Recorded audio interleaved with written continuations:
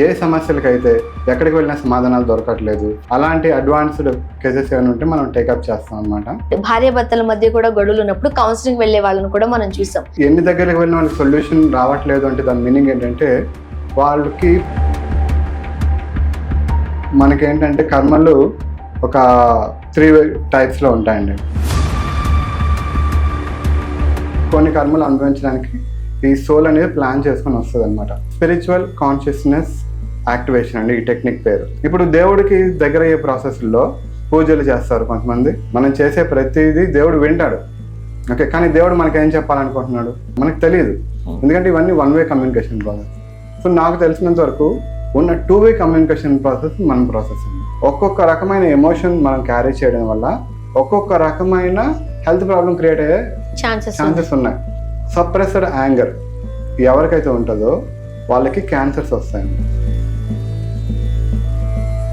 ఎవరైతే వాళ్ళ లైఫ్లోని కెరీర్లోని నాకు ఎవరు సపోర్ట్ లేరు అని ఎవరైతే ఎక్కువగా ఫీల్ అవుతూ ఉంటారో వాళ్ళకి వెన్నెముకకి సంబంధించిన డిసీజెస్ వచ్చే ఛాన్స్ ఉంటాయి. నమస్తే, శ్రీ సన్నిధి టీవీకి స్వాగతం, సుస్వాగతం. ప్రస్తుతం మనతో పాటు ఉన్నారు spiritual consciousness academy founder Ravikanth garu. నమస్తే అండి. నమస్తే అండి. ఎలా ఉన్నారు? ఎక్సలెంట్ గా ఉన్నామండి. సార్, రవికాంత్ గారు, ఎవరైనా ఫినాన్షియల్గా ఇబ్బంది పడుతున్నారు, లేదు మెంటల్గా స్ట్రెస్ ఫీల్ అవుతున్నారు, ఆరోగ్య సమస్యలు ఉన్నాయి, భార్యాభర్తల మధ్య ఇష్యూస్ ఉన్నాయి. సో సాధారణంగా ఈ గొడవలతోనే ప్రతి ఒక్కరి లైఫ్ ఉంటుంది. అలాంటి వాళ్ళకి మీరు సెషన్స్ ఇస్తూ ఉన్నారు. నిన్న మొన్నటి నుంచి కాదు, 11 years నుంచి. అంటే చాలా హ్యూజ్ ఎక్స్పీరియన్స్ ఉండింది మీకు. ఈ 11 years లో సాధారణంగా ఎటువంటి ఇబ్బందులు చూసారు? అది ఆరోగ్య సమస్యలు కావచ్చు, ఎనీథింగ్ ఎల్స్, ఏం చెప్తారు? ఓకే, మనకి అన్ని రకాల సమస్యలు ఉన్న వాళ్ళు వస్తుంటారండి. మెయిన్గా ఏంటంటే చాలా సమస్యలకి బయట సొల్యూషన్స్ దొరుకుతూ ఉంటాయి. కొన్ని ప్రాబ్లమ్స్కి చాలా సింపుల్గా అయిపోతాయి, వాటికి బయట సొల్యూషన్స్ దొరుకుతాయి. ఏ సమస్యలకైతే ఎక్కడికి వెళ్ళినా సమాధానాలు దొరకట్లేదు, సొల్యూషన్స్ దొరకట్లేదు, అలాంటి అడ్వాన్స్డ్ కేసెస్ ఏమైనా ఉంటే మనం టేకప్ చేస్తాం అనమాట. అంటే కడుపులో నొప్పి వచ్చింది అనుకోండి, డాక్టర్ దగ్గరికి వెళ్తాం. ఫినాన్షియల్ ఇబ్బంది ఏదైనా వచ్చింది అనుకోండి, ఏ బిజినెస్ చేద్దామా ఇంకోటి ఆలోచన ఉంటుంది. అండ్ భార్యాభర్తల మధ్య కూడా గొడవలు ఉన్నప్పుడు కౌన్సిలింగ్ వెళ్ళే వాళ్ళని కూడా మనం చూసాం. బట్ వీటన్నిటికి ఎక్కడో ఒక ముడిపడిన అంశం ఏంటి అని అంటే మెంటల్ గా స్ట్రెస్ ఫీల్ అవుతూ ఉంటాం. అది ఏ డాక్టర్ దగ్గరికి వెళ్ళినా కాస్త ఇబ్బంది. సో అలాంటి ఇల్నెస్ మీరు క్యూర్ చేస్తూ ఉంటారు. అంటే ఓన్లీ మెంటల్ అనే కాదండి, ఇప్పుడు మీరు చెప్పినట్లుగా వైఫ్ అండ్ హస్బెండ్ మధ్యన ఆ సమస్యలు ఉన్నాయి. వాళ్ళకి ఎన్ని దగ్గరికి వెళ్ళిన వాళ్ళకి సొల్యూషన్ రావట్లేదు అంటే దాని మీనింగ్ ఏంటంటే వాళ్ళకి పాస్ట్ లైఫ్ లో ఏదో కర్మ ఉంది, వాళ్ళు తెలుసుకోవాల్సిన విషయం ఉంది. ఓకే, సో ఏంటది? ఇక్కడ ఈ విషయం కోసం వాళ్ళు మళ్ళీ భార్య భర్తలుగా వచ్చి ఏమి నేర్చుకోవాలనుకుంటున్నారు, వాళ్ళ సోల్ ప్లాన్ ఏంటి అనేది వాళ్ళు తెలుసుకొని పాస్ట్ లైఫ్ తెలుసుకున్నారు అనుకోండి. ఓకే, లాస్ట్ లైఫ్ లో ఇలా చేసాం కాబట్టి ఇప్పుడు ఇలాంటి సఫరింగ్ ఉంది. సో దీని నుంచి బయటపడాలంటే మనం ఎలా బయటపడవచ్చు అనేది మన సెషన్స్ ద్వారా వాళ్ళకి సమాధానాలు దొరుకుతాయి అన్నమాట. అంటే ఎలాంటి ప్రాబ్లమ్స్ ఉంటే మనకు గత జన్మ కర్మలు మనల్ని ఫాలో అవుతూ ఉంటాయి అంటారు? చాలా వరకు మనకేంటంటే కర్మలు ఒక 3 టైప్స్ లో ఉంటాయండి. ఓకే, జనరల్ గా ఏంటి, మనం గత జన్మల్లో చేసినవి కర్మలు వాటికి ఇప్పుడు అనుభవిస్తూ ఉంటాం. ఓకే, సో ఈ కర్మలు మనకి పాస్ట్ లైఫ్ నుంచి వచ్చినవండి. ఓకే, అలాగే ఈ లైఫ్ లో కొన్ని కొత్త కర్మలు కూడా చేస్తూ ఉంటాం, క్రియేట్ అవుతూ ఉంటాయి. ఓకే, వాటిని మనం ఫ్యూచర్ లో మళ్ళీ అనుభవించాల్సి ఉంటుంది. అలాగే మొత్తం కర్మలన్నీ మనం ఒకటేసారి ఈ లైఫ్ లో అనుభవించలేం కదండి. కొన్ని మనం అనుభవించడానికి కుదురుతుంది, కొన్నిటి కుదరదు. కాబట్టి కొన్ని కర్మలు అనుభవించడానికి ఈ సోల్ అనేది ప్లాన్ చేసుకుని వస్తుంది అనమాట. ఓకే, మనకు సోలే ప్లాన్ చేసుకుంటా. సోలే నేను ఎవరికి పుట్టాలి, ఓకే, ఎవరెవరితో నేను ఫ్రెండ్షిప్ చేయాలి, ఎవరెవరితో నేను అంటే ఎవరిని ప్రేమించాలి, ఎవరిని పెళ్లి చేసుకోవాలి, అంతా ప్లాన్ చేసుకొని వాళ్ళతోని కర్మ రిజాల్వ్ చేసుకోవడం కోసం వస్తుంది అనమాట. అది సోల్ లెర్నింగ్ లో ఒక పార్ట్. అంటే మనం పుట్టిన దగ్గర నుంచి మీ భాషలో గిట్టేంత వరకు ప్రతి స్టెప్ మన కర్మ త్రూనే జరుగుతుంది అని అంటున్నారు మీరు. అయితే ఎలాంటి వాళ్లకు ఈ కర్మలు వస్తూ ఉంటాయి అంటారు, ఇలా ఫాలో అవుతూ ఉంటాయి అంటారు? అందరికీ కూడా అవుతాయన్న గ్యారంటీ ఉందా? అందరికీ ఉంటాయండి, కర్మలు లేకుండా ఎవరు ఉండరు. అంటే ఏంటి, ఎవరో ఫస్ట్ టైం లైఫ్ తీసుకునేటప్పుడు కర్మలు లేకపోవచ్చు, కానీ మనం మల్టిపుల్ లైఫ్స్ తీసుకుని వస్తూ ఉంటే కర్మలు ఖచ్చితంగా అందరికీ ఉంటాయి. ఓకే, మనకి మన హిందూ దాని ప్రకారం లేదా భగవద్గీత ప్రకారం మనం ఇప్పుడు ఏవైతే ప్రజెంట్ ప్రాబ్లమ్స్ ఫేస్ చేస్తున్నామో వాటికి గత జన్మలో మనం చేసిన కర్మల వల్ల ఇప్పుడు ఆ ప్రాబ్లమ్స్ ఫేస్ అవుతున్నాయని చెప్పి మనకి ఆ బిలీఫ్ ఓకే అవన్నీ ఉంటాయన్నమాట. సో మనకి ఇక్కడ సాల్వ్ కావట్లేదు అంటే మనం ఇలాంటి సెషన్స్ ద్వారా వచ్చి అక్కడ ఏంటి ఆ రీజన్ ఏంటి అనేది తెలుసుకొని మనం అక్కడ సొల్యూషన్ తెలుసుకోవాల్సిన అవసరం ఉంటుందండి. ఓకే. సాధారణంగా మనం ఎవరితోనన్నా మాట్లాడినప్పుడు నేను పిఎం పిల్లల్ని అయితే బాగుండేది ఇట్లా ఉంటుంది. ఇప్పుడు మన క్యాస్ట్, మన తల్లిదండ్రుల్ని, మన ఆర్థిక పరిస్థితుల్ని మనం డిజైన్ చేయలేము. మీరు అన్నట్టుగా సోలే డిజైన్ చేసుకుంటుంది. అవునండి కదా. సో దానికి ఏ కారణాలు ఏమైనా ఉంటాయా? సోల్ డిజైన్ చేసుకుంది అంటే ఏంటంటే ఇప్పుడు మనీ అనేది డిఫరెంట్ థింగ్ అండి. ఇప్పుడు నేను ఎందుకు ఒక మిడిల్ క్లాస్ ఫ్యామిలీ ఉన్న పేరెంట్స్ కి పుట్టాలి, నేను కూడా మంచి రాజకీయంగా పలుకుబడి ఉన్న వాళ్ళకో లేకపోతే వ్యాపారవేత్తలు పెద్ద పెద్ద వాళ్ళు చాలా మంది ఉంటారు, వాళ్ళకి పుడితే బాగుండని అందరూ అనుకుంటారు కదా. సో మరి ఎందుకు నేను ఒక మిడిల్ క్లాస్ లైఫ్ ఇక్కడే ఉండిపోయాను? నేను నాకు కూడా అనిపిస్తుంది నా గత జన్మలో తెలుసుకోవాలని. చాలా చాలా సింపుల్ అండి.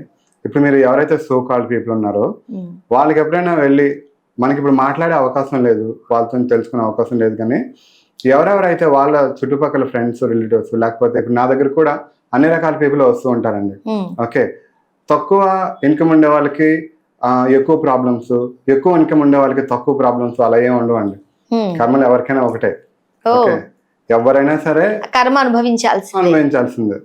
అయితే ఏంటి, ఇక్కడ కూర్చునేవాడు నార్మల్ చైర్లో కూర్చొని కర్మ అనుభవిస్తుంటాడు, అక్కడ కొంచెం మంచి చైర్లో కూర్చొని కర్మ అనుభవిస్తుంటాడు, అంతే డిఫరెన్స్, ఏమి ఉండదు. ఇప్పుడు నేను మిమ్మల్ని ఎలా కలవడం, మీ ద్వారా కొన్ని మంచి విషయాలు తెలుసుకోవడం, ఇలాంటిది కూడా ఒక సెషన్ ఉందన్నమాట, రైట్ అని, ఇది కూడా కర్మలో భాగమే. మీరు కూడా కొంత నాలెడ్జ్ తెలుసుకుంటారు కదండి. ఓకే. సో ఫర్ ఎగ్జాంపుల్ ఎవరైనా ఒక ఇబ్బంది పడుతున్నారు, చాలా దగ్గరికి వెళ్ళారు, గుడులకి తిరిగారు, ఆర్ డాక్టర్లను సంప్రదించారు, బట్ వాళ్ళకి సొల్యూషన్ దొరకట్లేదు. అరే పలానా రవికాంత్ గారు ఉన్నారు, వాళ్ళ దగ్గరకు ఒకసారి వెళ్ళి చూడరాదు అని నేను అన్నా, వాళ్ళు వచ్చి క్యూర్ అయ్యారు అనుకోండి, ఇదంతా మన జర్నీ అంతే కర్మలో భాగమే. అవును. ఓకే. జనరల్ గా ఎలా ఉంటుందంటే మనకి హైయర్ కాన్షియస్ అని ఉంటుందండి. మనం ఈ సెషన్స్ లో ఎక్కువ హైయర్ కాన్షియస్ ఇంటరాక్ట్ అవుతూ ఉంటాం, నేను మీకు అది చెప్తాను. అయితే హైయర్ కాన్షియస్ మనకి గైడ్ చేస్తూ ఉంటారనమాట. ఓకే, ఎప్పుడు మనల్ని గైడ్ చేస్తూ మనం ఏమైనా రాంగ్ చేస్తున్నామా, అంటే మనం ఇక్కడ ఏ పని కోసం వచ్చామో ఓకే ఆ పని చేసుకుంటూ వెళ్తున్నామా, లేకపోతే వేరే మాయలో పడిపోయి అంతా మర్చిపోయి ఇంకా ఇటుటో వెళ్ళిపోతున్నామా, అవన్నీ గైడ్ చేస్తూ ఉంటారు. అలాగే మనకి ఏమైనా ప్రమాదాలు జరిగేటప్పుడు హైయర్ కాన్షియస్ ఏమొచ్చి మనకి అందులో నుంచి సేవ్ చేయడం, లేకపోతే ఇక్కడ ప్రమాదం జరుగుతుంది అటువైపు వెళ్ళొద్దని మనకు ఒక ఇంట్యూషన్ లాగా రావడం, అలాంటివన్నీ కూడా జరుగుతూ ఉంటాయండి. ఓకే, సో అదే క్రమంలో మనం వెళ్ళే దారిలో ఏదైనా సరే మనం కరెక్ట్గా వెళ్ళట్లేదు అంటే సరైన గైడెన్స్ ఇవ్వడం కోసం మనం ఎవరిని కలిస్తే బాగుంటుంది అనేది మనకి యూట్యూబ్లో ఏదైనా ఒక వీడియో చూడడం ద్వారా కానీ, లేకపోతే మీకు మీ ఫ్రెండ్ ఎవరైనా అడిగితే నేను ఇలా ఫలానా రవికాంత్ గారిని కలిశాను అని మీరు సజెస్ట్ చేయడం కానీ అనుకోకుండా అలా జరిగి వాళ్ళు మా దగ్గరికి వస్తూ ఉంటారు అనమాట. ఇదంతా ఏంటంటే ఒక రకమైన ప్లాన్ లాంటిది. ఓకే, అది మన సోల్ ముందుగానే డిజైన్ చేసుకుంటది. మీరు ఇంతకు ముందు చెప్పినట్లుగా సోల్ అనేది అన్ని అలా డిజైన్ చేసుకోదండి. సోల్ ఏం డిజైన్ చేసుకుంటది అంటే మనం ఎవరెవరితో పుట్టాలి, ఓకే ఎవరెవరితో ఎలాంటి కర్మలు అనుభవించడం కోసం మనం ఎక్కడ పుట్టాలి ఏంటి ప్లాన్ చేసుకుని వస్తుంది. దాని ప్రకారంగా వాళ్ళు వెళ్ళే ఫ్లోలో లైఫ్ ఫ్లోలో ఆ కర్మలు అనేవి తీరుతూ ఉంటాయి అన్నమాట. అంతేగాని రేపేంటి ఎల్లుండి ఏంటి అనేది మన ప్లానింగ్ లో ఉండదు. ఓకే, గురుగారు మీ పేషెంట్స్ తో కొంతమందితో మాట్లాడినప్పుడు వాళ్ళు గురువు గారు మాకు SCA సెషన్ చేశారు అంటున్నారు, ఏంటి సార్ దాని ప్రత్యేకత? యాక్చువల్ గా SCA అంటే స్పిరిచువల్ కాన్షియస్నెస్ యాక్టివేషన్ అండి, ఈ టెక్నిక్ పేరు. Okay, spiritual consciousness activation. Okay okay, ఈ చేసే సెషన్ టెక్నిక్ పేరు అన్నమాట. అయితే మనకి ఇప్పుడు స్పిరిచువల్ గా డివోషనల్ గా మాట్లాడుకుంటే మనకి చాలా రకాల ప్రాసెస్లు ఉన్నాయి. ఓకే, దేవుడిని దగ్గర అవ్వడానికి, లేకపోతే ముక్తి కోసం అని చెప్పి, లేకపోతే కర్మల్ని తగ్గించుకోవడానికి, లేకపోతే ఉన్న ప్రాబ్లమ్ని సాల్వ్ చేసుకోవడానికి, ఇలాంటి సందర్భాల్లోనే స్పిరిచువల్గా ఇవాల్వ్ అవ్వడం కోసం మనం దేవుడికి దగ్గర అవ్వడం కానీ లేదా స్పిరిచువల్ ప్రాసెస్లో ముందుకు వెళ్ళడం కానీ జరుగుతుంటాయి. ఇప్పుడు దేవుడికి దగ్గర అయ్యే ప్రాసెస్లో ఇప్పుడు చాలామంది ఏం చేస్తారంటే మనకున్న అవైలబిలిటీ కొన్ని మాట్లాడుకుంటే పూజలు చేస్తారు, కొంతమంది భజనలు చేస్తారు, కీర్తనలు చేస్తారు, కొంతమంది డైరెక్ట్గా ఒక హోమం చేస్తే ఈ ప్రాబ్లం సాల్వ్ అయిపోతుంది అంటే ఆ దేవుడికి సంబంధించిన హోమాలు చేస్తూ ఉంటారు. అలాగే ఇంకా కొంతమంది రెగ్యులర్గా దేవుడి దర్శనాలు, పుణ్యక్షేత్రాలు ఇవన్నీ తిరుగుతూ ఉంటారు. అలాగే స్పిరిచువల్గా మెడిటేషన్స్ అని, లేకపోతే హీలింగ్ మెథడ్స్ అని, ఓకే, ఇంకా కుండలిని యాక్టివేషన్ అని, లేకపోతే రకరకాలు ఉన్నాయండి. సో ఇన్ని ప్రాసెస్లు ఉన్నా సరే అన్నీ ఆల్మోస్ట్ మనకేంటంటే వన్ వే కమ్యూనికేషన్. ఓకే, ఇప్పుడు మనం ఒక మెడిటేషన్ చేసాం, మెడిటేషన్లో కూర్చొని నాకు పలానా ప్రాబ్లం ఉందని చేసాం అనుకోండి, ఆ ప్రాబ్లంకి మనకి క్లియర్గా ఆన్సర్ దొరుకుతుందా అంటే అంత క్లియర్గా దొరకకపోవచ్చు. ఎందుకు? మనం మెడిటేషన్లో కూర్చుంటే ఏదో కొన్ని విజన్స్ వస్తాయి. ఆ విజన్ ఎందుకు వస్తుందో తెలుసుకొని దాన్ని డీకోడ్ చేసుకుని అర్థం చేసుకునే కెపాసిటీ ఉండాలి కదండి. ఏదో ఒకటి విజన్ వచ్చింది, ఓకే, మనం కళ్ళు మూసుకున్నాం, ఒక గంట సేపు చాలా డీప్ మెడిటేషన్లోకి వెళ్ళిన తర్వాత ఒక రామచిల్ల కనిపించింది అనుకోండి, ఏంటి దాని మీనింగ్? అదేమన్నా పాస్ట్ లైఫా లేకపోతే ఫ్యూచర్కి ఏమైనా ఇండికేషన్? ఎలా తెలుస్తుంది? దీన్ని మనము విజన్ అనొచ్చు. మనకి కొన్ని విజన్స్ ఓకే కనిపిస్తాయి కదండి. అంటే ఏంటి? క్లియర్ కమ్యూనికేషన్ అనేది అక్కడ తక్కువ. ఇప్పుడు మనం గుడికి వెళ్ళాం, లేకపోతే హోమాలు చేసాం, ఏది చేసినా సరే మనం చేసిన ప్రతిదీ దేవుడికి రీచ్ అవుతుందండి. మనం చేసే ప్రతిదీ దేవుడు వింటాడు. ఓకే, కానీ దేవుడు మనకి ఏం చెప్పాలనుకుంటున్నాడు? ఏం చెప్తున్నాడు? అవుతుందని చెప్తున్నాడా, అవ్వదని చెప్తున్నాడా, లేకపోతే అలా కాదు ఇలా ట్రై చేయని చెప్తున్నాడా? మనకు తెలియదు. ఎందుకంటే ఇవన్నీ one way communication process. So నాకు తెలిసినంత వరకు ఉన్న టూ వే కమ్యూనికేషన్ ప్రాసెస్ మన ప్రాసెస్ అండి. ఓహో, ఇక్కడ నుంచి మనం కమ్యూనికేట్ కావచ్చు. సో మనం కమ్యూనికేషన్ అవుతాం, అటుపక్క నుంచి మనకి ఆన్సర్స్ కూడా వస్తాయి అన్నమాట. ఓకే, మనం హైయర్ కాన్షియస్ని యాక్టివేట్ చేసిన తర్వాత హైయర్ కాన్షియస్, ఇప్పుడు నేను మీకు ఎలా అయితే మీ ప్రశ్నలకు నేను సమాధానం చెప్తున్నాను, మనం మన సెషన్లో హైయర్ కాన్షియస్తో యాక్టివేట్ చేసి మాట్లాడినప్పుడు హైయర్ కాన్షియస్ ఈ ప్రాబ్లంకి ఇది సొల్యూషన్, ఈ పాస్ట్ లైఫ్ ఎందుకు వచ్చిందంటే దానికి కారణం ఇది అని హైయర్ కాన్షియస్ యాక్టివేట్ చేసిన తర్వాత మన ప్రాసెస్లో చెప్తారనమాట. ఓకే, ఇప్పుడు మెడిటేషన్ చేస్తున్నప్పుడు మీరు అన్నట్టుగా ఏవేవో అనిపిస్తూ ఉంటుంది, ఇది గత జన్మలో జరిగిన కర్మ అని అనుకోవాలా, లేదంటే లేదు ఇది బ్రహ్మ అని అర్థం చేసుకోగలుగుతారా? అది రెండు రకాలుగా ఉండొచ్చండి. ఓకే, ఎందుకంటే ఇప్పుడు అది డీకోడ్ చేయగలిగే శక్తి మనకు ఉండాలి, లేకపోతే దానికి సంబంధించిన ఆ రిలేటెడ్ పర్సన్స్ దగ్గరికి వెళ్ళి నాకు ఇలా వస్తుంది ఏంటని తెలుసుకోవాలి. లేదంటే ఇంకా క్లియర్గా దానికి ఆన్సర్స్ కావాలంటే మనం చేసే సెషన్స్లో మనం హైయర్ కాన్షియస్కి ఎప్పుడు యాక్టివేట్ చేసినప్పుడు నాకు పలానా వస్తుంది, దానికి రీజన్ ఏంటంటే డైరెక్ట్గా వాళ్ళు చెప్తారనమాట. సాధారణంగా మీ దగ్గర ఒక 20-30 మంది పేషెంట్లు ఉన్నారు అనుకోండి, కనీసం అందులో 2-3 కామన్ సిమ్టమ్స్ ఉంటాయి. అంటే ఈ ముగ్గురికి ఒకటే మూల కారణం అయి ఉంటుందా? వాళ్ళకి ఒకటే సొల్యూషన్ ఇస్తారా మీరు, లేకపోతే ఎవరికి వాళ్ళకి పర్సన్ టు పర్సన్ ఉంటుందా? ఖచ్చితంగా సేమ్ ప్రాబ్లంతో వచ్చినా సరే వాళ్ళకి సేమ్ రూట్ కాజ్ ఉండదండి. ఫస్ట్ థింగ్ ఉండదు. ఇది ఇన్ఫినిటీ పాసిబిలిటీ అనమాట. ఓకే, ర్యాండమ్గా మీరు ఒక ఈ ఇన్ఫినిటీలో మీరు ఒక నెంబర్ చెప్పండి అంటే మీరు ఒక నెంబర్ చెప్తారు, ఆయన ఒక నెంబర్ చెప్తారు కదా. సో ఇన్ఫినిటీ పాసిబిలిటీస్ ఉండేటప్పుడు సేమ్గా ఉండే ఛాన్సెస్ చాలా తక్కువ. అది ఫస్ట్ పాయింట్. సెకండ్ పాయింట్ ఏంటంటే దాని సొల్యూషన్ కూడా సేమ్గా ఉండదు, డెఫినెట్గా డిఫరెన్స్ ఉంటుంది అనమాట. మీకు ఒక ఎగ్జాంపుల్ చెప్తే మీకు ఇంకా క్లియర్గా అర్థమవుతుందండి. మా దగ్గరికి రెగ్యులర్గా వచ్చే కేసెస్లో ఇప్పుడు పిల్లలు ఆటిజం సమస్యతో బాధపడే వాళ్ళు క్యూర్ అవ్వడం కోసం అని చెప్పి వాళ్ళ తల్లిదండ్రులు వాళ్ళు వస్తుంటారు అనమాట. ఓకే, అయితే మనకి మామూలుగా మెడికల్ ప్రకారం ఇప్పుడున్న అలోపతి దాని ప్రకారం దానికి క్యూర్ లేదు. కొంతమంది ట్రైనర్స్ ఉంటారు, ఆ థెరపీస్ ఏవో ఇస్తుంటారు. ఓకే, వాయిస్ థెరపీ అని చెప్పి, లేకపోతే వాళ్ళ కాన్సన్ట్రేషన్ పెరగడానికి వాటి ద్వారా కొంత ఇంప్రూవ్మెంట్స్ అవి వస్తున్నాయి అన్నమాట. ఓకే, సో అలాంటి వాళ్ళు అంటే అలాంటి కండిషన్లో ఉండడానికి గల కారణం ఏంటి అంటే మా దగ్గరికి చాలా కేసెస్ వస్తే ఒక్కొక్కరికి ఒక్కొక్క రీజన్ ఉంటుంది అనమాట. మీకు క్లియర్గా అర్థమవడం కోసం నేను ఒక ఎగ్జాంపుల్ చెప్తాను. ఒక పర్సన్ కోసం సెషన్ స్టార్ట్ చేసాం. ఓకే, సెషన్ స్టార్ట్ చేయగానే సెషన్ ఫస్ట్ సీన్లో ఆయన ఎలా ఉన్నాడంటే ఒక రచ్చబండ జరుగుతుంది, ఆయన ఒక ముద్దాయిగా నిలబడ్డాడు. ఓకే, ఆయన చేసిన మిస్టేక్ ఏంటంటే దేవాలయంలో ఉన్న ఒక విగ్రహాన్ని ఆయన విరగొట్టేశాడు అనమాట. విరగొట్టేశాడు. ఆయన చెప్పే పాయింట్ ఏంటంటే ఇది మా తాతగారు కట్టించిన గుడి, నేను రామాలయం, ఇందులో మేము చెప్పిన దేవుళ్ళే ఉండాలి, విలేజ్ వాళ్ళందరూ కలిపి వేరే దేవుళ్ళని కూడా మేము పూజ చేసుకుంటాం అని చెప్పి అక్కడ ఒక జంట నాగులో విగ్రహం ఏదైనా ఉంటే తీసుకొచ్చి పెట్టి పూజ చేస్తున్నారనమాట. ఇది ఈయనకి నచ్చక అలా ఒక 2-3 సార్లు చెప్పారు. చెప్పినా సరే వాళ్ళు వినలేదు విలేజర్స్. మా బిలీఫ్ ఇది అని చెప్పి అంటే ఆయనకి కోపం వచ్చి ఆయన చేశారనమాట. ఎందుకు అలా ఆయన చేశారంటే వాళ్ళ అన్ని ఎవరైతే ఉన్నారో ఆయన ఒక స్నేక్ కార్ట్ ద్వారా చనిపోయాడు. ఓకే, స్నేక్ కార్ట్ ద్వారా చనిపోయాడు కాబట్టి ఆయనకి ఆ బిలీఫ్ లేదు, బిలీఫ్ లేకపోవడం వల్ల నేను అలా చేస్తున్నానని చెప్పాడనమాట. అయితే అక్కడ ఆయన ముద్దాయిగా ఉన్నాడు కదా, ఆయన అంత అంటే గుడి కట్టించారు అంటే అక్కడ పెద్దల్లో వాళ్ళ ఫాదర్ ఒక పెద్ద అనమాట. ఓకే, అక్కడ తీర్పిచ్చే 5గురిలో వాళ్ళ ఫాదరు అలాగే వాళ్ళ రిలేటివ్స్ ఇంకొక 2 ఉన్నారు. మొత్తం పెద్ద మనుషుల్లో 3 వీళ్ళే ఉన్నారు. సో మొత్తం కలిపి ఏమని తీర్మానించారంటే ఇది వాళ్ళు కట్టించిన గుడి కాబట్టి వాళ్ళు ఇష్టం వచ్చినట్లుగానే వాళ్ళు చేసుకుంటారు, ఎందుకంటే ఇది వాళ్ళు కట్టించారు కాబట్టి. సో మళ్ళీ దీనికి వ్యతిరేకంగా మీరు పెట్టద్దు అని చెప్పి తీర్మానం చేశారనమాట ఈయనకి ఫేవరబుల్గా. ఎందుకు, పెద్దవాళ్ళు అందరూ ఈయనకి సపోర్ట్ కాబట్టి. ఓకే, అయితే గ్రామస్తులందరూ కూడా చాలా బాధపడి మీరందరూ మీకు పెద్దరికం ఉందని, మీకు డబ్బు ఉందని చెప్పి మీ అహంకారాన్ని చూపించి ఇలాంటి తీర్పు ఇచ్చారు అని ఎవరికి నచ్చలేదు, ఎవరు దాన్ని హర్షించలేదు. కాకపోతే గ్రామ కట్టుబాట్ల ప్రకారం అది అలా జరిగింది. ఓకే, నెక్స్ట్ సీన్లో ఏంటంటే ఆయనకి పెళ్ళి. ఓకే, ఆయన పెళ్లి చూపులకు వెళ్ళారు, అక్కడ అమ్మాయి నచ్చింది, మ్యారేజ్ చేసుకుంటున్నాడు. ఆయన ఏం చెప్తున్నారంటే వీళ్ళు మా అంత ధనవంతులు కాదు, ఓకే, మా స్టేటస్లోకి వీళ్ళు ఏమాత్రం సరిపోరు, కానీ మాకెంత పేరు ప్రతిష్టలు ఉన్నాయో వీళ్ళకి అంత పేరు ప్రతిష్టలు ఉన్నాయి, మంచితనం, పేరు ప్రతిష్టలు, గొప్ప అవన్నీ ఉన్నాయన్నమాట. సో ఆ రకంగా వీళ్ళు మ్యాచ్ అయ్యారు, అమ్మాయి నచ్చింది కాబట్టి మేము చేసుకుంటున్నాను, మ్యారేజ్ చేసుకున్నారు.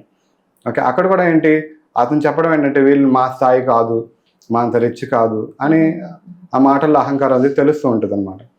తర్వాత మ్యారేజ్ అయిన తర్వాత ఆ అమ్మాయి ఏం చేస్తుందంటే అక్కడ చాలామంది పని వాళ్ళు ఉంటారు కదా, అందరితో మంచిగా మాట్లాడడం, కలుపుకోలుగా మాట్లాడడం, పలకరించడం, బాగున్నావా అవన్నీ చేయడం, అవన్నీ వీళ్ళకి నచ్చలేదన్నమాట. మనం చాలా రిచ్, సో మనం మన క్రింద స్థాయి వాళ్ళతోని, అంటరాని వాళ్ళతోని మనం అలా మాట్లాడకూడదు, మనం వాళ్ళతో అలాగా ఇచ్చేయడం లేదు, వాళ్ళు కూడా మనుషులే, అందరితో మంచిగా ఉండొచ్చు, అందరితో ప్రేమగా ఉండొచ్చు అని ఈమె చెప్పేదన్నమాట. సో అలా అది చిలికి గాలివానిగా అయి ఆ అమ్మాయితో పెద్ద పెద్ద గొడవలు అయిపోయి, అలాగా వాళ్ళ అత్తగారితో గొడవలు అయిపోయి, సరే నువ్వు ఇలాగే ఉంటే నువ్వు మా కుటుంబానికి సెట్ కావని చెప్పి ఆమెను తీసుకెళ్ళి ఇంటి దగ్గర డ్రాప్ చేసేస్తారు.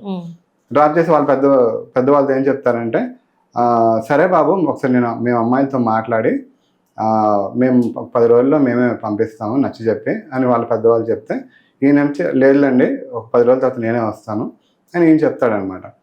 ఒక 10 రోజుల తర్వాత వెళ్ళారు.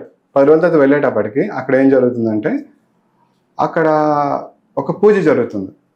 ఓకే, ఏం పూజ అని నేను అడిగితే ఆయన చెప్పారు ఏదో షష్ఠి అని చెప్పి చెప్తున్నారండి, ఏదో పూజ అంట, నాకు తెలియదు, నేను పూజలు కొంచెం దూరంగా ఉన్నాను.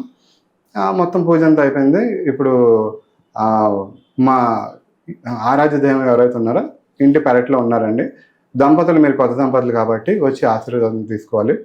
అలాగే అమ్మాయి కూడా ఇప్పుడు నీళ్ళు వేసుకుని ఉంది, ఒక నెలలతో ఉంది, సో మీకు మంచి జరుగుతుంది అని చెప్పి తీసుకెళ్తే పెరట్లో దేవుడు ఉండడం ఏంటి అని చెప్పి నేను పెరట్లో వెళ్తే పెరట్లో పెద్ద పుట్టు ఉందన్నమాట.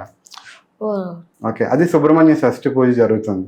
సో మళ్ళీ ఆయనకు కోపం వచ్చి ఏంటి మీరు పామును పూజ చేస్తారా, ఈ విషయం తెలుసుంటే అసలు మీకు ముందే మేము అసలు పెళ్ళే చేసుకునే వాళ్ళం కాదు, నేను ఆశీర్వాదం తీసుకొని ఊరు మొత్తం అందరికి, కుటుంబ సభ్యులందరికీ ఇతను ఎదురు తిరిగి మాట్లాడారు. ఈయన అల్లుడు, ఈయన అనలేరు, వీళ్ళందరూ రిక్వెస్ట్ చేసి అందరికి చేసి లేదు బాబు ఇది అపచారం అవుతుంది, అలా చేయకూడదు అని అంతా చెప్పారనమాట. ఆయన మొండిగా నేను ఎవరి మాట విన్నాను ఒక అహంకారంతో ఆయన ఏమొచ్చి ఆశీర్వాదం తీసుకెళ్ళేది, ఆయన బయటకు వచ్చేసారు. సరే అందరూ ఇంకేం చేసేది లేక ఎవరు దాంట్లో వాళ్ళు వెళ్ళిపోయారు. సరే రేపు తీసుకుని వెళ్ళిపోతానని చెప్పి ఆయన నైట్ పడుకున్నారనమాట. పడుకుని ఆయన ఎందుకో నైట్ టైం లేచి బయటికి వెళ్ళారు. బయటికి వెళ్ళి మళ్ళీ బ్యాక్ వచ్చేటప్పటికి ఆయనకి సడన్గా అక్కడ స్నేక్ కనిపిస్తుంది అనమాట. అది అటువైపు చూసుంటుంది. అరే ఇప్పుడు స్నేక్ వచ్చింది, నేనేం చేయాలి, ఇది నన్ను నేను చంపేస్తుందేమో అని చెప్పి చుట్టూ చూసి ఆ దగ్గరలో ఒక పెద్ద ఐరన్ రాడ్ దానికి సంబంధించిన ఏదో ముందు ఒక గడ్డలు లాంటిది ఏదో ఉంటే దాంతో గట్టిగా ఒకటి తల మీద వేసేటప్పటికి ఒక్క దెబ్బకి చనిపోతుంది అనమాట స్నేక్. తర్వాత ఇంటి లోపలికి వచ్చి ఆయన చెప్తారు ఇలా బయట స్నేక్ కనిపించింది, నేను చంపేశాను అని చెప్తే అందరూ లేచి గట్టిగా అయ్యో ఎంత పాపం చేశారు, ఎంత పని జరిగిపోయింది, అది మన నాగదేవత, ఇంటి దేవత, దాన్ని మీరు చంపేస్తారా, అది ఎంత పెద్ద పాపం తెలుసా మీకు, నా కర్మ ఏంటి ఇలా రాసి పెట్టుంది అని చెప్పి వాళ్ళందరూ ఏడ్చుకుంటూ. అప్పుడు నేను అడిగాను ఎందుకు మీరు చంపాల్సిన అవసరం ఏమొచ్చిందంటే ఆయన చెప్పే పాయింట్ ఏంటంటే నాకు అక్కడ కనిపించింది స్నేక్, అది వీళ్ళ ఆరాధ్య దేవత లేకపోతే వేరే స్నేక ఎలా తెలుస్తుంది నాకు? రెండోది, నా ప్రాణం నేను కాపాడుకోవడం కోసం నేను వేరే ఏం ఆలోచించకుండా నేను చంపేశాను, అంతకు మించి నేను ఎక్కువ ఆలోచించలేదు ఆ టైంలో అని చెప్పారనమాట. సో మొత్తానికి అంతా జరిగిన తర్వాత ఈయన తీసుకుని వెళ్ళిపోయారు. తీసుకుని వెళ్ళిపోయిన తర్వాత కొద్ది రోజులకే ఏదైతే ఆ ప్రెగ్నెన్సీ ఉందో క్యాన్సిల్ అయిపోయింది. ఓకే, వెంటనే ఊళ్ళో వాళ్ళందరూ ఈయన ఇలా చేశారు కదా, దానివల్లే అది జరిగింది. ఇప్పటికైనా ఏదో ప్రాయశ్చిత్తం చేసుకుంటే మంచిది. అబార్ట్ అయిపోయింది. ఏదైనా ప్రాయశ్చిత్తం చేసుకుంటే మంచిది, చాలా పాపం చేశారు కదా అని చెప్పడానికి ట్రై చేసిన వాళ్ళే చెప్పారు. ఆయన సర్పదోషాలు అంటారు వీటిని కదా అంటారు. సో ఆయన చెప్పినా సరే ఆయన వినలేదు. తర్వాత కొద్ది రోజులకే వాళ్ళ ఫాదర్కి హార్ట్ అటాక్ వచ్చింది, ఆయన మంచం పట్టేశారు. ఓకే, మళ్ళీ సేమ్ టాక్ వచ్చింది ఊళ్ళోనే, ఇక్కడ ఊళ్ళోనే, అక్కడ ఊళ్ళోని, కానీ ఈయన రెస్పాండ్ అవ్వట్లేదు. అక్కడ కొద్ది రోజులకి ఏంటంటే ఈయన ఒక సరే మనసేం బాగాలేక ఈయన సరే నేను పొలానికి వెళ్తాను అని చెప్పి పొలంలో వెళ్ళి పడుకుంటాడు అనమాట. మధ్యాహ్నం టైంలో భోజనం చేసి పడుకుంటాడు. సడన్గా తనకి ఏదో కాలుకి ఏదో జరిగిందని చెప్పి లేచి చూస్తే కాలు మీద 2 పాము కరిచిన ఘాట్లు అనేది కనిపిస్తాయి. అరే నాకు పాము కరిచింది, స్నేక్ కనిపించలేదు అక్కడ, నాకు పాము కరిచింది, ఇక్కడ నుంచి నేను వెళ్ళాలి లేకపోతే నేను చనిపోతాను అని అక్కడ నుంచి పరిగెట్టడం స్టార్ట్ చేశారు హెల్ప్ కోసం.